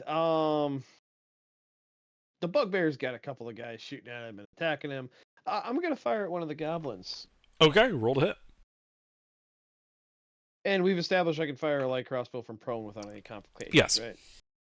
All right. Then yeah, I will remain prone as I start opening fire on them, aiming at them. Hit.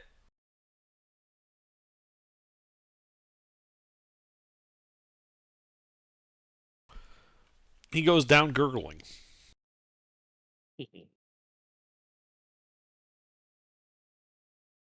It rolls over and reloads. Okay. I can't actually move, but I try to. Yep. Scoots. One's in melee with the bugbear, the other 3 are not. Gilbert. Oh, all right. Scouts. I know. I'm so used to Duodecius. All right. Short sword knifes the bugbear. Go ahead and try. Oh, he will, because he's an elite mook.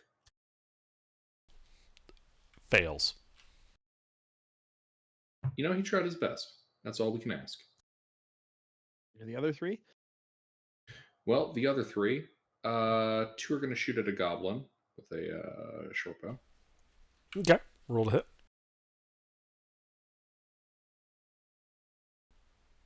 One hit.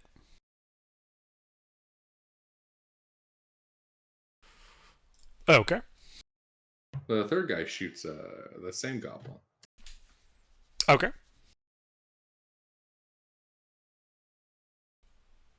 Miss. You know, I really hyped these up by calling them elite. Mm-hmm. And they're all going to fall back 30 feet. That will provoke an attack of opportunity from the bugbear. There is one of them is a melee. If you have him fall back, he's going to get hit. That'll be fine. All right. Bugbear's going to take a swing. The bugbear will miss, for he's big, dumb, and stupid.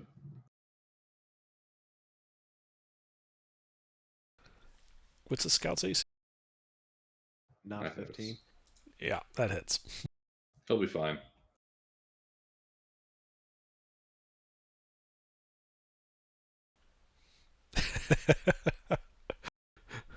Uh-huh. Sure. Okay, so he's dead. Look, he made a bad call. He's dead? Shit. 12 plus 3. All right. Wait, 12, 13. I thought they had like 16 no, hit points. He's got 1 hit point. Yep. 1 Looks HP in a dream as he hauls Yep. ass away from the bugbear. Yep.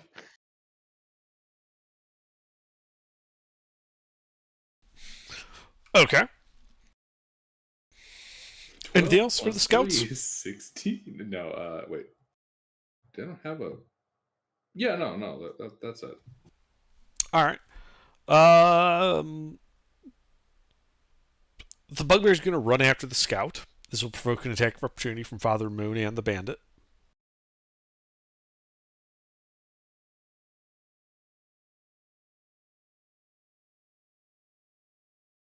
I think the bandit misses.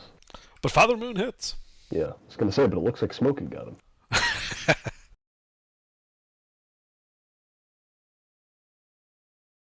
All right. Well, that bloodies him as he runs up to that near-dead scout and attempts to finish the job. He missed. Scout goes squish.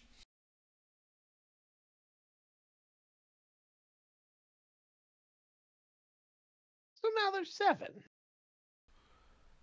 Bandit's turn. The bandits, now that none of them are in melee, they are all going to they're going to shoot the goblins. Actually. The single goblin? Oh yeah, well I didn't realize there was only one left, but yeah, I they'll one-shot one of them. right. They will shoot the single goblin. Okay, roll to hit. Does Miss. that hit? Right. Miss. That's Hit! 3 to the goblin. The goblin is bloodied. And near death. Miss. All right, that's it for them. All right, goblin.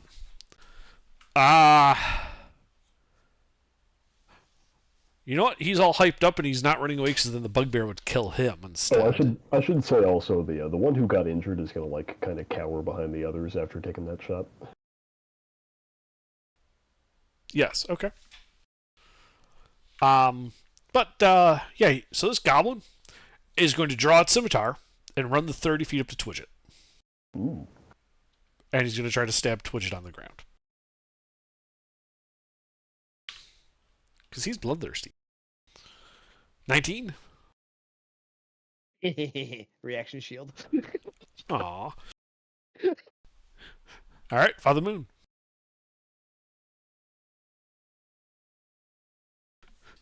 What you doing, Father Moon? Yay! I hit. What are you doing? I'm hitting the bugbear. Ah, okay, yeah, you can run after him, hit him. That hits.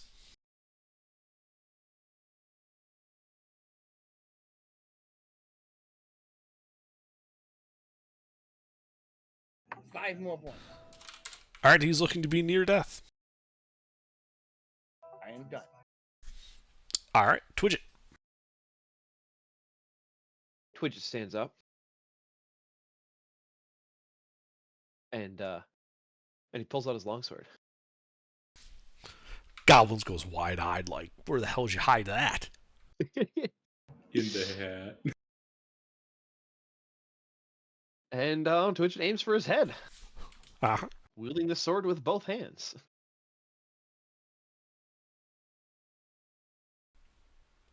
You hit.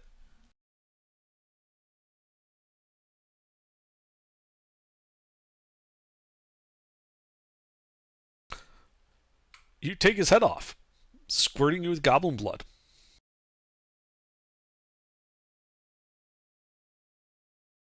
I barely did damage to him, but it was. He had 1 hit point.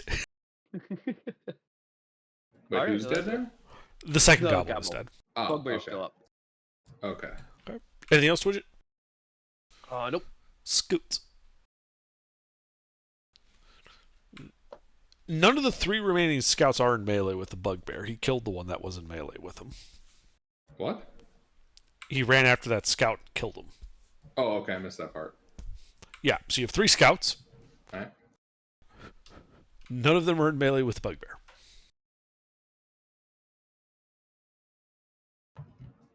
They avenge their fallen comrade with precisely aimed longbow shots. Ah, gonna be rolling that ones, I see.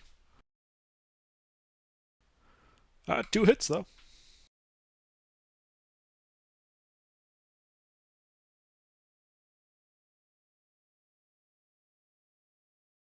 Right. And the bugbear falls. You guys are out of initiative. Gilbert, since you missed it, yeah, the bugbear not only like killed that scout, he crit him. Oh shit! Yeah. Yeah, he's like Just right up, just squished him. squish. All right. Well, loot and sleep then. The bugbear had a morning star. And a loincloth. But it's nighttime. Mm-hmm. And the Gabos and the scout. I mean, the scout just had scout stuff. The goblins had between them 9 gold pieces, a pouch of berries, and a small pouch of chalk. All right. And pouch of berries equate to 1 day's worth of rations. okay.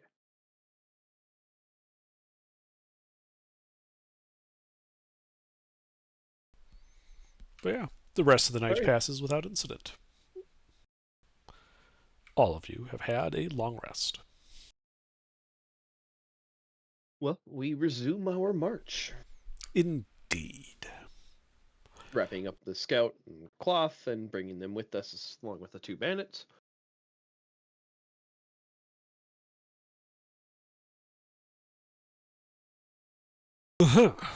Uh-huh. Okay. And yes, the first group would be Duodecius and Borscht reaching the edge of Strisden probably around 3 p.m. Okay. Well, I think the first thing to do is to go to the gas building and find the go to the gas building and find their gas leader. All right. Underdark.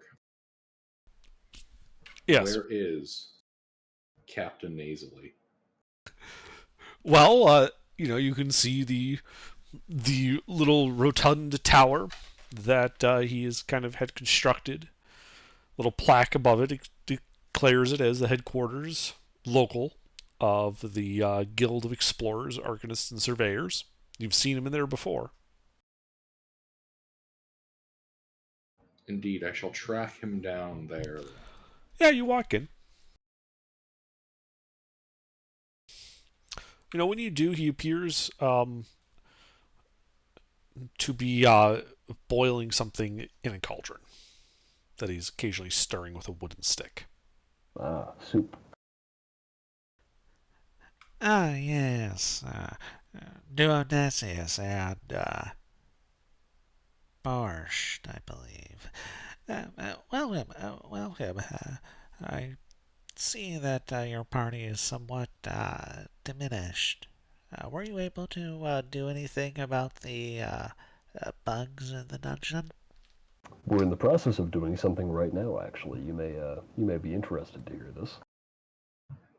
Duodecius will show him the notes for a treaty.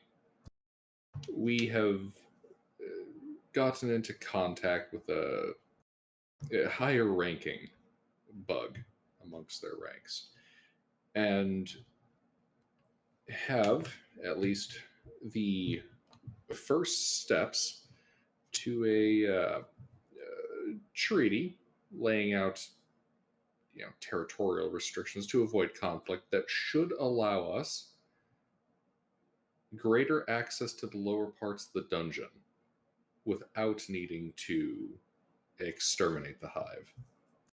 Yes, you see, these bugs are even more intelligent than previously thought. They have a leader. They refer to him as a prophet. His name is Iji. He's on his way here right now to conduct a sort of treaty signing ceremony to establish peaceful relations between us. I see. And you are convinced of his integrity? I believe so. We offered him the chance to bring some of his warriors with him to accompany him on his journey here, but he chose to come alone, which would suggest to me that he is serious about this, putting himself at great risk.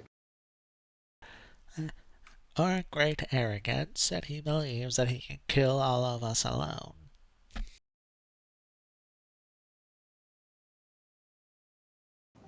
Well, be that as it may, I think this is something worth pursuing. I am not disagreeing with you, Mr. Borscht.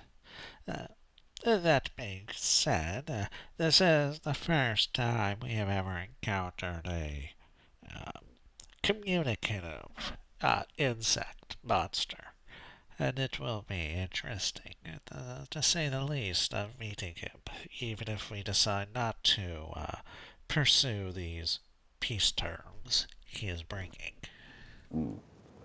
Well, about those peace terms, we gave him the idea to establish a treaty in order to lay out terms for our continued coexistence, which Duodecius has begun the process of preparing here. Oh, good. That will save me a momentous amount of effort. What do you have, Duodecius? So far, based off of the needs as expressed by the insects, this should be a fairly simple treaty unless we need to include. Can you guys hear me? Yes. Okay. The Discord comms thing went red for a second. Looks like most of it will just need territorial boundaries to avoid unwanted interactions between their hive's lesser drones and our people. Thinking that we would also want to include an element of the treaty allowing safe passage and good conduct for adventurers and elements of the Guild of Explorers, Arcanists, and Surveyors to press deeper into the dungeon. The insects have expressed that they were driven out of their original nesting grounds deeper in the earth. And so we might be able to leverage that to get ourselves more free access to the dungeon through their secured territory. Oh, that sounds all well and good. What is it that the bugs want in return, though? So far, they've not expressed the desire for anything other than a cessation of hostilities. Yeah, to be left alone. That's so far been the only thing they've expressed. Well, that certainly is doable. We'll have to post notices, of course, saying not to kill the obvious insectoid monsters in the dungeon.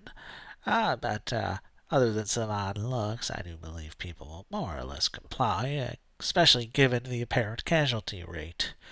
You left with like 15 people, did you not? Oh yes, they're accompanying Iji on his way back. We've only suffered 2 losses. Oh, that's very good. We came here in advance to alert you. Say that Borscht does Duodecius know of.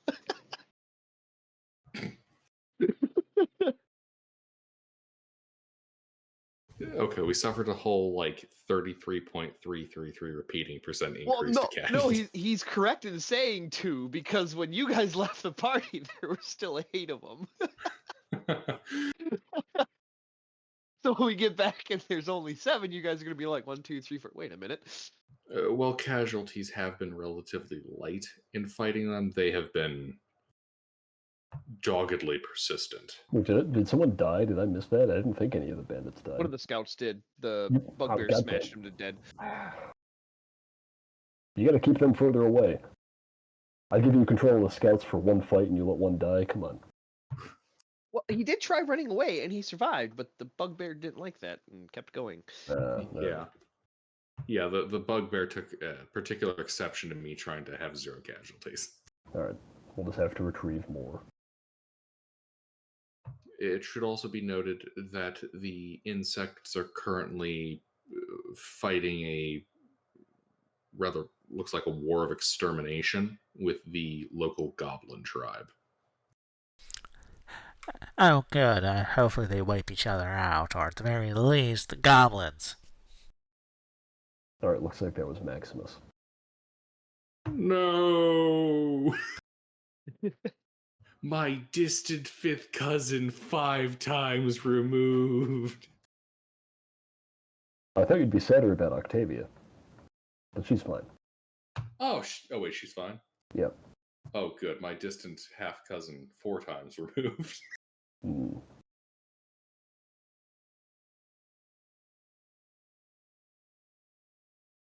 Yes, but they did mention being driven out of the depths from which they originally came by something. So they might also have valuable information going forward of whatever it is that's down there. Yes, I'm sure they would.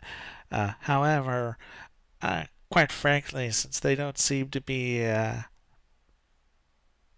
from what you've expressed, they don't really keep much in the way of written records. We'll still have to send explorers, such as yourselves, into the depths to actually do a proper survey. Oh yes, of course. And if you happen to clear out the reason that they were pushed up to the surface and they decide to return to the depths, all the better. I'm sure they would be most grateful if we were to do that.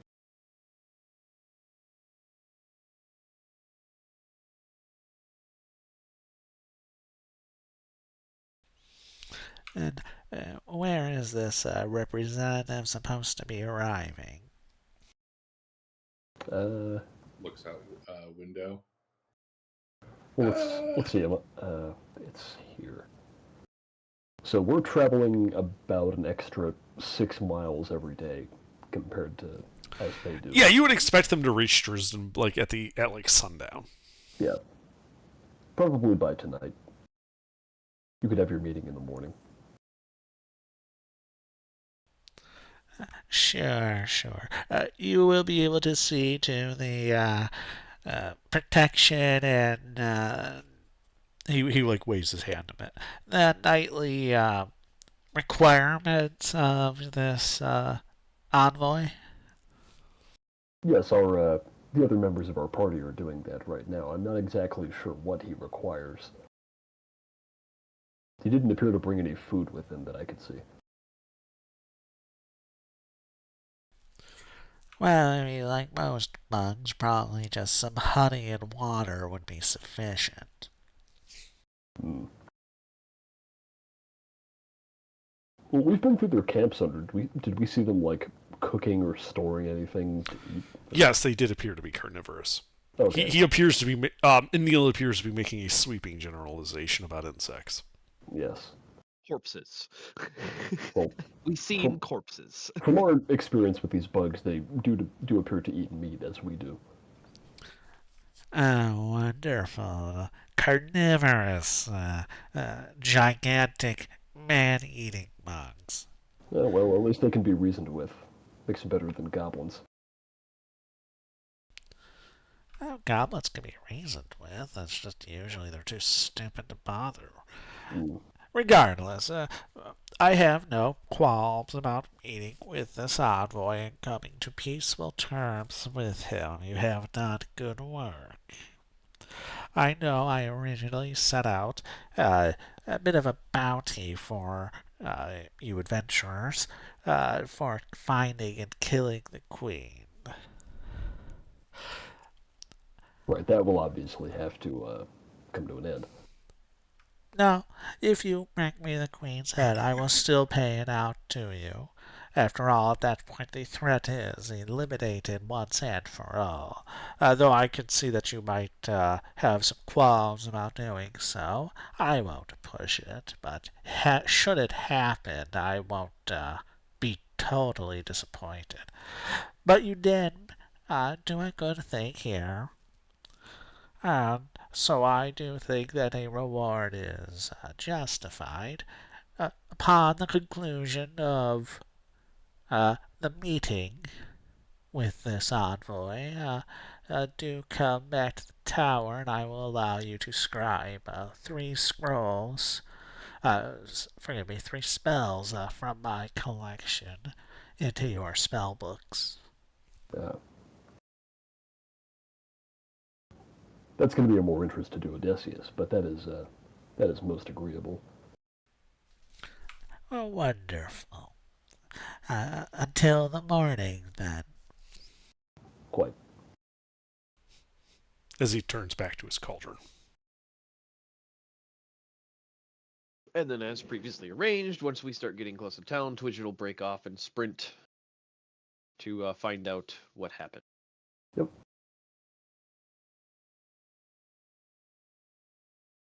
Well, as soon as he runs into Borscht and Duodecius, we would relate our meeting with what's his fuck with Gaius.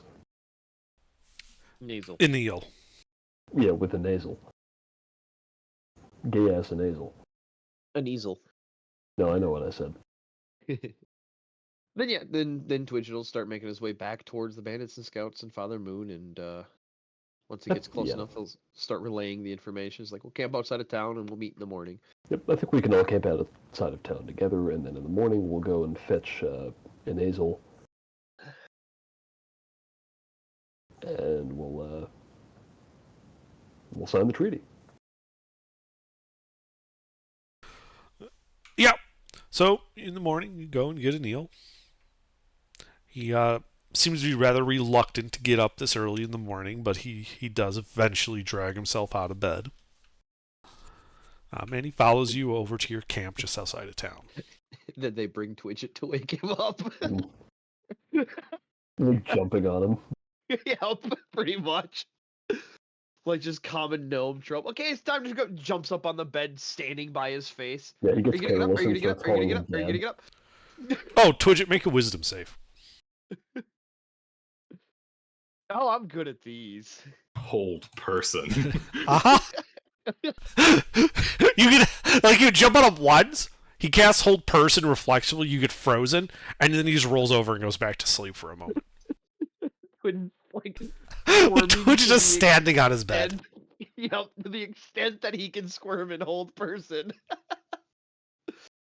He's actually The casting fool. a special first level version of Hold Person called Hold Child.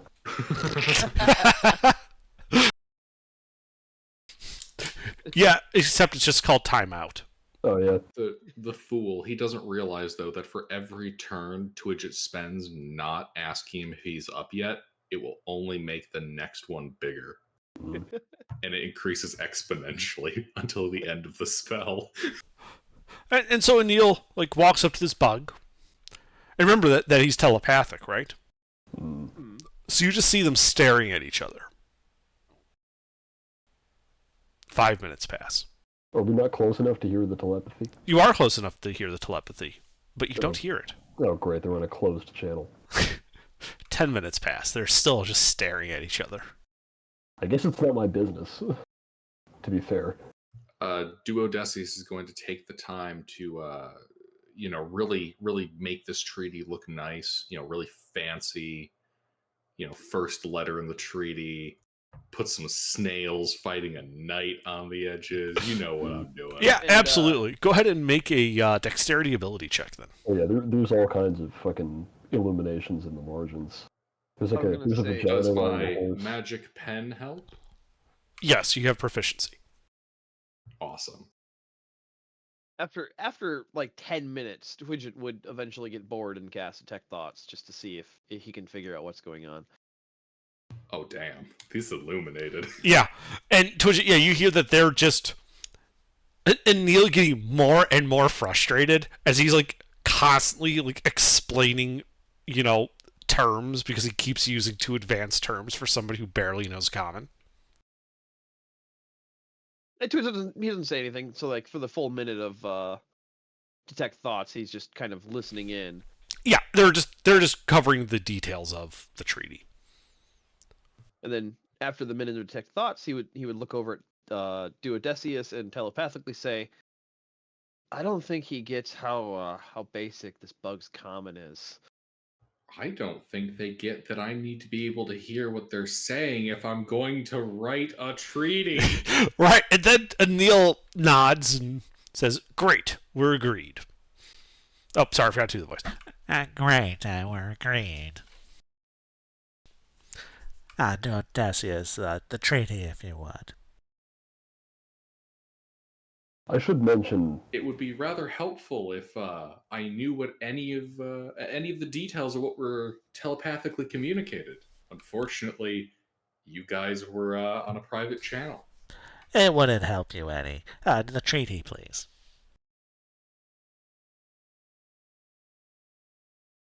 Does he like ask me to hand him a treaty? Yes, he's asking you, like he's holding out his hand for the scroll that you were working on, that illuminating. Okay. Yeah, and so he puts it on the table, scrawls his name on one side, and like holds the quill up to the bug. The bug picks it up, looks at him, looks at the treaty, and scrawls a really shitty forgery of Anil's name on the spot for the bugs.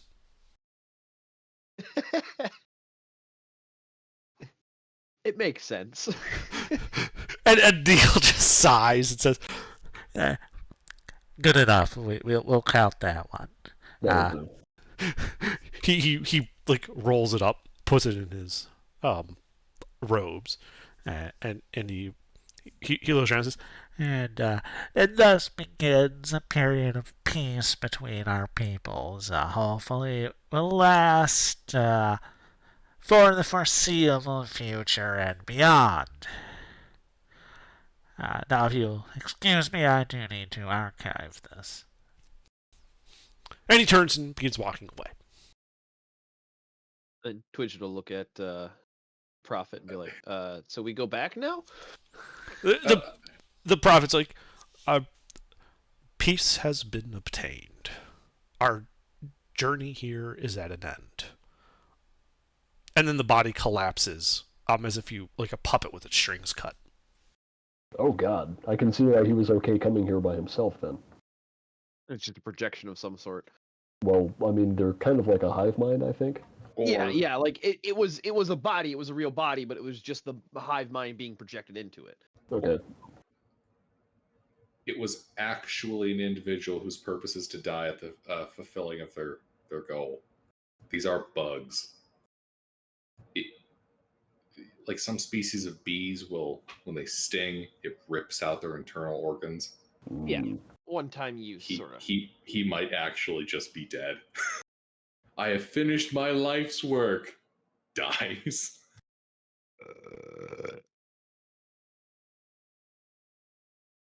I like the fact that the treaty is a really beautifully illuminated blank sheet of paper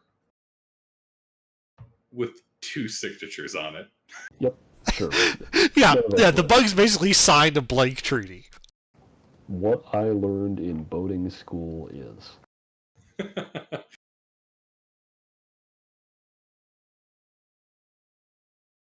Silly bug. Now I can put anything I want on that treaty. Oh, I can put anything I want on that. Well, I want to read we the should deal. probably I handle have our a gold contingents, to return our further. contingents right now, since we're back in town, to see if any of them want to continue with us or if they want to part ways now. Also, we should probably try to fill the ranks back out and see if we can get Yeah. any more people. Yeah, see if anybody wants to leave, and then see if we can recruit anybody else. And also, we gotta go get your scrolls, Duo. I mean, was it profitable for Yes, them? as scrolls opposed to- acquire. At the current point in Yes. time, with 7 of them to split with the 4 of 5 of us, because 6 of us, because Burger and Swag's characters are still a part of our party. No, not really. I believe you guys did acquire some loot. Yeah, this is what we're currently sitting at. Hang on, I had to. Something was broken across that made it hard to read. So this is what we're currently sitting at, and then that potion that Duo has, so that would count as the adventure loot.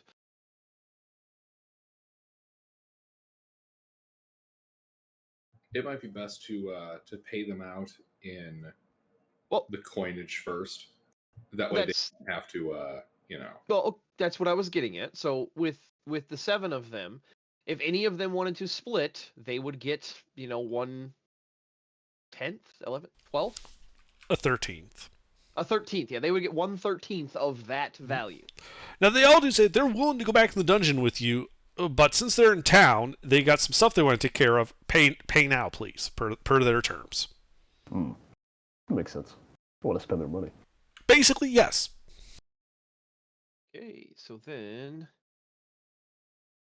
But you are able to sell the art objects for those values and get coinage, etc.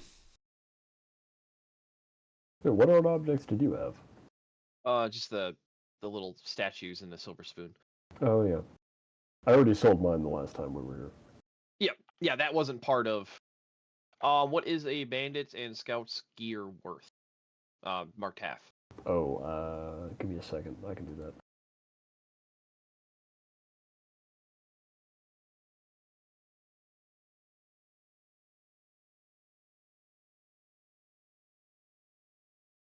Okay, let's see.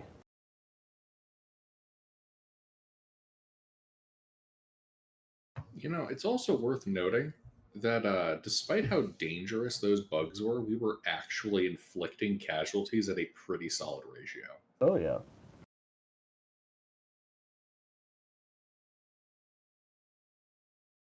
This was the embodiment of one of those treaties you make in an RTS where you could have beaten down one of the CPUs, but it would have been such an unpleasant time wasting experience. It's just easier to expedite it with the peace treaty. Yeah, they have enough bodies where, yes, you would slowly carve your way through them, but it would be really annoying to fight them.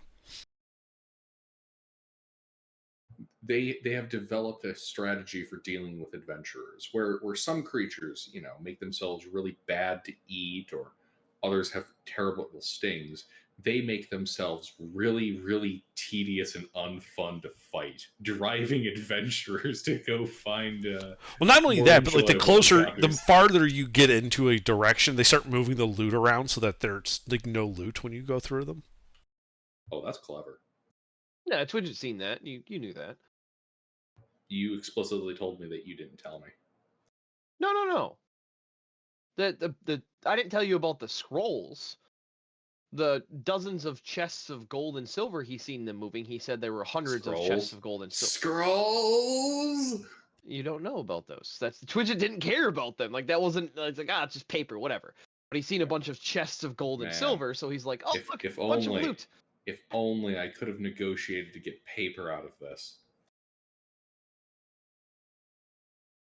We Yeah, could have but you have to think convinced of- their hive mind that they can bribe adventurers with shiny metal and paper. Okay, by selling off the gear of 1 scout and 1 bandit for half price. Oh, sorry, 2 bandits. Hold on, I gotta do that. Currently, we are at 297. By selling off the gear of 2 bandits and 1 scout at half price, we make 95 gold. All right. So that breaks down to 30 gold, 0.15. So hang on, 30 times 13. 392. Somebody remember that. 392. What is that? What is that? Oh, it's 2 extra gold left over. Okay, so that would be probably easiest to break that into copper. So that would be 30 gold and 15 copper pieces each, with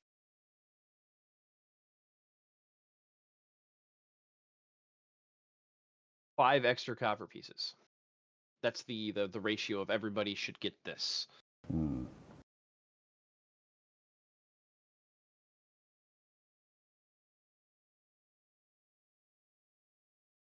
Well, they're only copper pieces, so it's Yeah, I'm just Twitch is bad at math, so they ended up in his coin purse somehow. But everybody in the party, including Alejandro and what is Burger's character's name? Either way, Afflista. Afflista. That's right. So everybody in the party gets 30 gold pieces and 15 copper pieces, and all of the scouts and bandits get that as well, so Okay. they can spend as they please. well, 5 copper pieces is enough for a mug of ale with 1 copper piece left over, so we can go and press gang someone else into joining us. Hold on. Well, that was the gold. What do we get in terms of silver and copper? Just 15 copper. I put it in chat. Yep. I just kept the extra 5. Borsch, you want to take it then? I don't care. Do what you will. It's literally copper, so I just put it in my inventory because it's a rounding error at that point. So I believe now I get to record 3 spells from the nerd. Yep. Well, while you Yes. do that, Borsch and I will go start finding the bar to carouse. Hmm. How So much yeah, do money- Odysseus first. How much money do we have right now? Yeah. What are my options? So he has basically a complete library of first level spells. He has more limited options for second and above. May I see? Yeah, I'm grabbing them right now. Ah, gotcha. So Borsch, everybody should have their own gold count right now. I've been doing full split. Okay. So whatever you have, I've told you should have. Yeah. And then yeah. So that's everybody should have like different amounts depending on what they spent. Because I know Father Moon got a bunch of potions of healing. Yeah, no, I had a bunch of my own stuff. Yeah, from that first incursion, we had a decent take. Yeah. Which, speaking of decent take, I've had a hell of a day. I am really tired and starting to have a headache come on, so I might be hopping off short here. It is midnight here.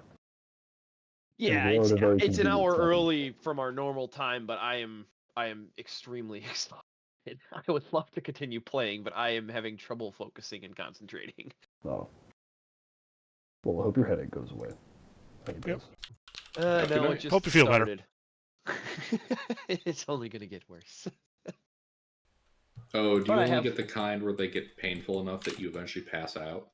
Pretty much, yeah. Like when I get Oh. a headache, if I mention that I have a headache, I have 0 cognitive ability. Like Yeah, no, I know it's I coming get on that. right now, so I'm gonna go crawl in bed and slam a bunch of water and painkillers and yeah, I totally get how that goes. Good luck, man. yeah. I only get the ones that are like movement sensitive, so if I had one and I just kept sitting here, I would be mostly fine. Yeah.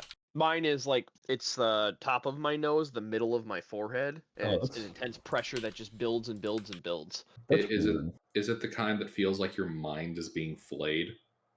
Yes, Yep. pretty much. No, yeah, mine I are can always, understand how that feels. mine are always right behind my left eye. And just so you know, Borsch, Pete, one of the reasons that I put my actual pocket gold is because the way that Twidget was raised, he was an orphan, so he didn't have a lot of money, and then he was Ooh. taken in very young into the Knights of Aptalar. So he's always been communicative with his money, but he still does party splits. So if you need to steal some of his money, he will happily give it to you without any issues. All right, so Hunter, I can pick any 3 spells. Yes.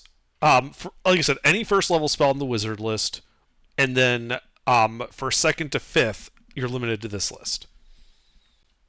And then He if you need he anything else- won't cover the cost of materials for you to copy up to your spell book, but he's providing you access. Gotcha. Okay. What's the cost per spell level? 50 gold per spell level. All right. And then if you need anything out of Twitch's inventory, he has no issue with you borrowing stuff.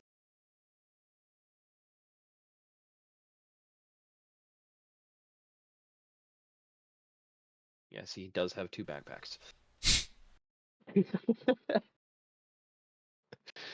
He has an empty backpack and then a backpack with a bunch of crap in it. backpacks. Because the last time I put everything in one backpack, some fucking goblins nicked my spell book. Stupid fucking goblins messed with the wrong wizard. I actually I gotta sell that light crossbow, so that's another 12. Was it 25? Yeah, 12.5. Ruffles, go treat your headache. So that is 42 gold, 41 silver. That's my current. He is treating the headache, just the one he'll have if all of his finances are in order.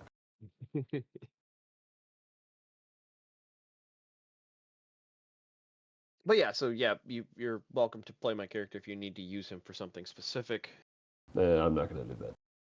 Well, I mean, he does have a particular set of skills. Remember, though, we can't use characters who are not present. Yeah, there's also that's not going to happen. Like, if they need to grab something out of your inventory, that's one thing, but you're right. They're not going to run your character for you. No. Nope, that's.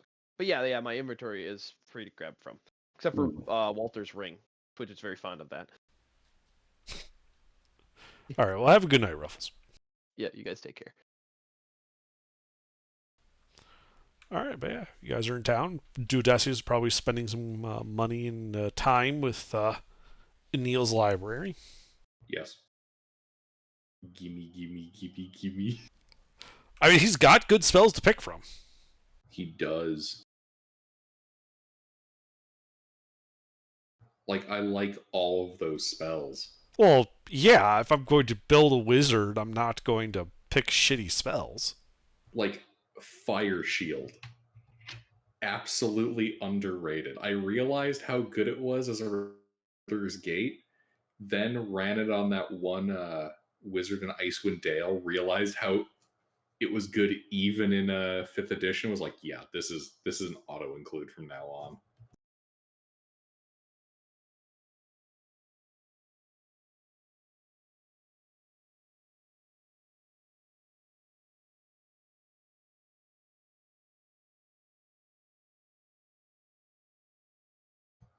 Underdark, I do have a rulings question.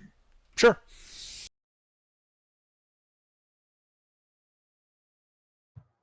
The spell Catapult. Mm-hmm. If I use that to fire an object that, let's say, a vial of acid or, I don't know, red hot ingot, is it just dealing the bludgeoning, or can it potentially be doing additional stuff?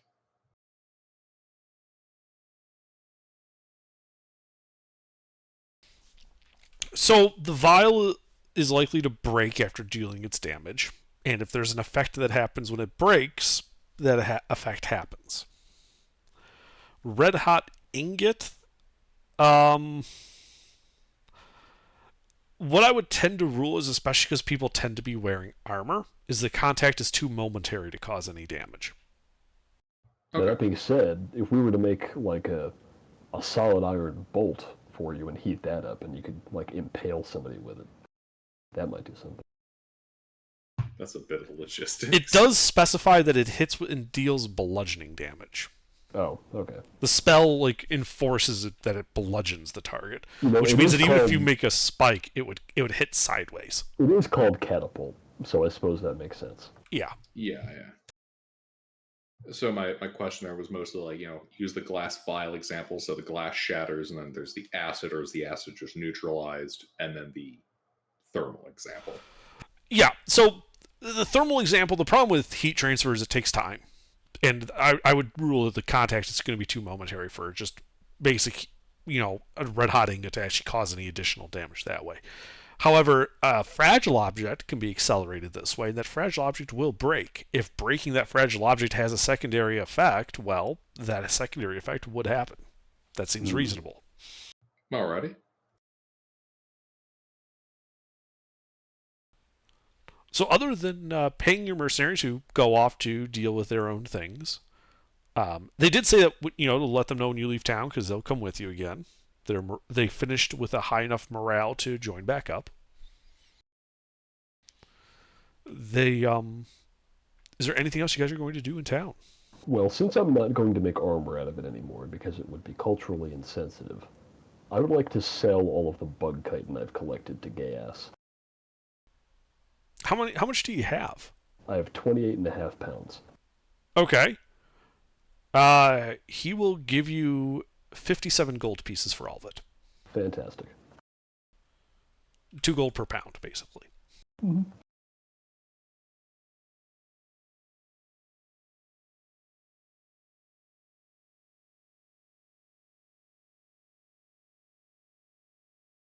All right. Now I also have another question, which is, what is the since I was originally going to use that to make armor for myself, just like out of a material, with me having to supply anything else that would be used to bind it together myself. What's the over/under on just doing that with metal?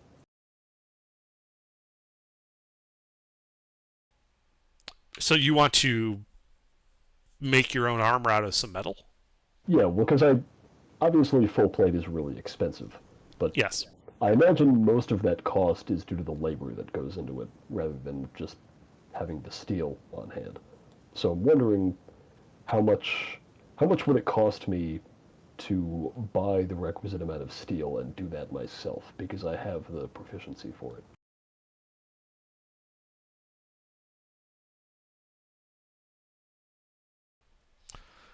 So the steel, you would need to buy the poundage in steel. Right. I don't think steel is on the trade goods page, so I don't know how much it is. It's not. No, it's only iron is on there. Yeah. One moment, let me look up a different book about that. Let's see what it says.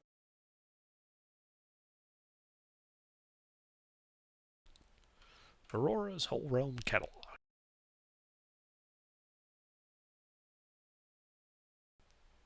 Just because it has a nice breakdown of different costs for everything, I'd like to use this. What book is that from? Or what is that book, rather?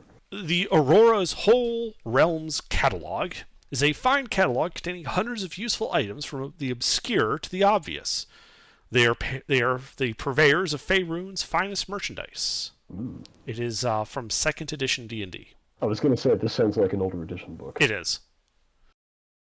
Older editions have all the cool stuff. Yeah. So let's see here. Probably not personal supplies, clothes and shoes, tailored general hardware.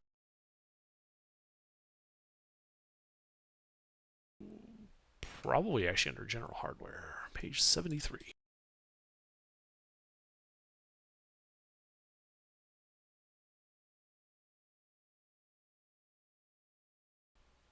Aha, here we are. Steel. 1 pound of steel costs... Really? That's it? What's iron cost? Actually, that doesn't make that... That's not that bad, then. I know silver, according to the trade goods page, is 5 gold for 1 pound.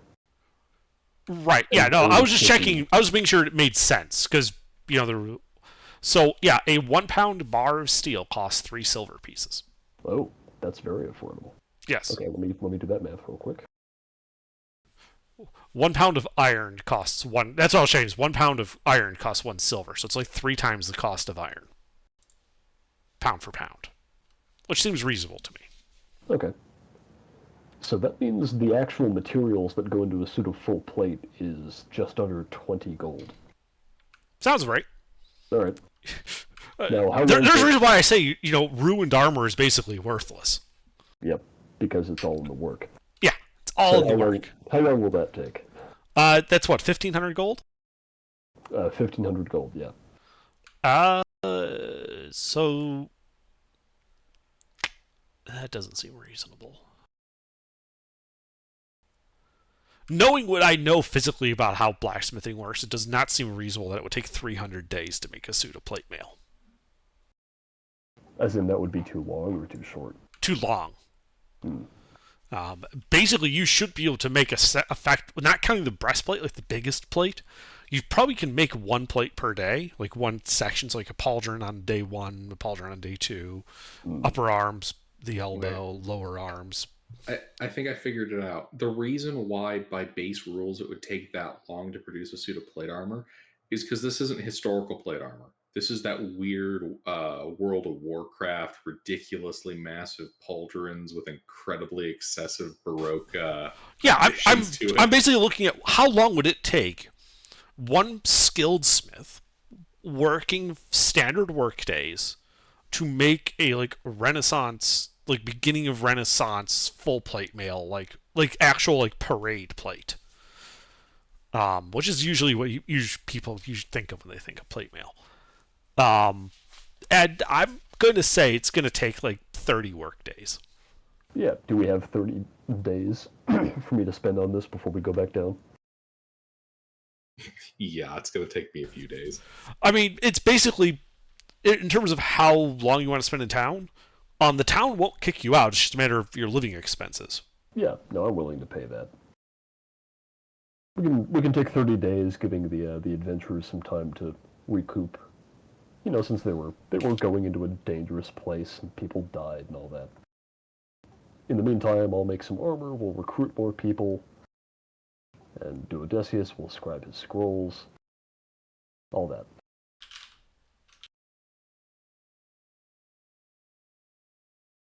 I'm half tempted to take Find Familiar and get a raccoon. But yeah, it's basically like it's a gold a day for modest living. Which is basically, you're living like at a room in the inn, you get room and board. Yep.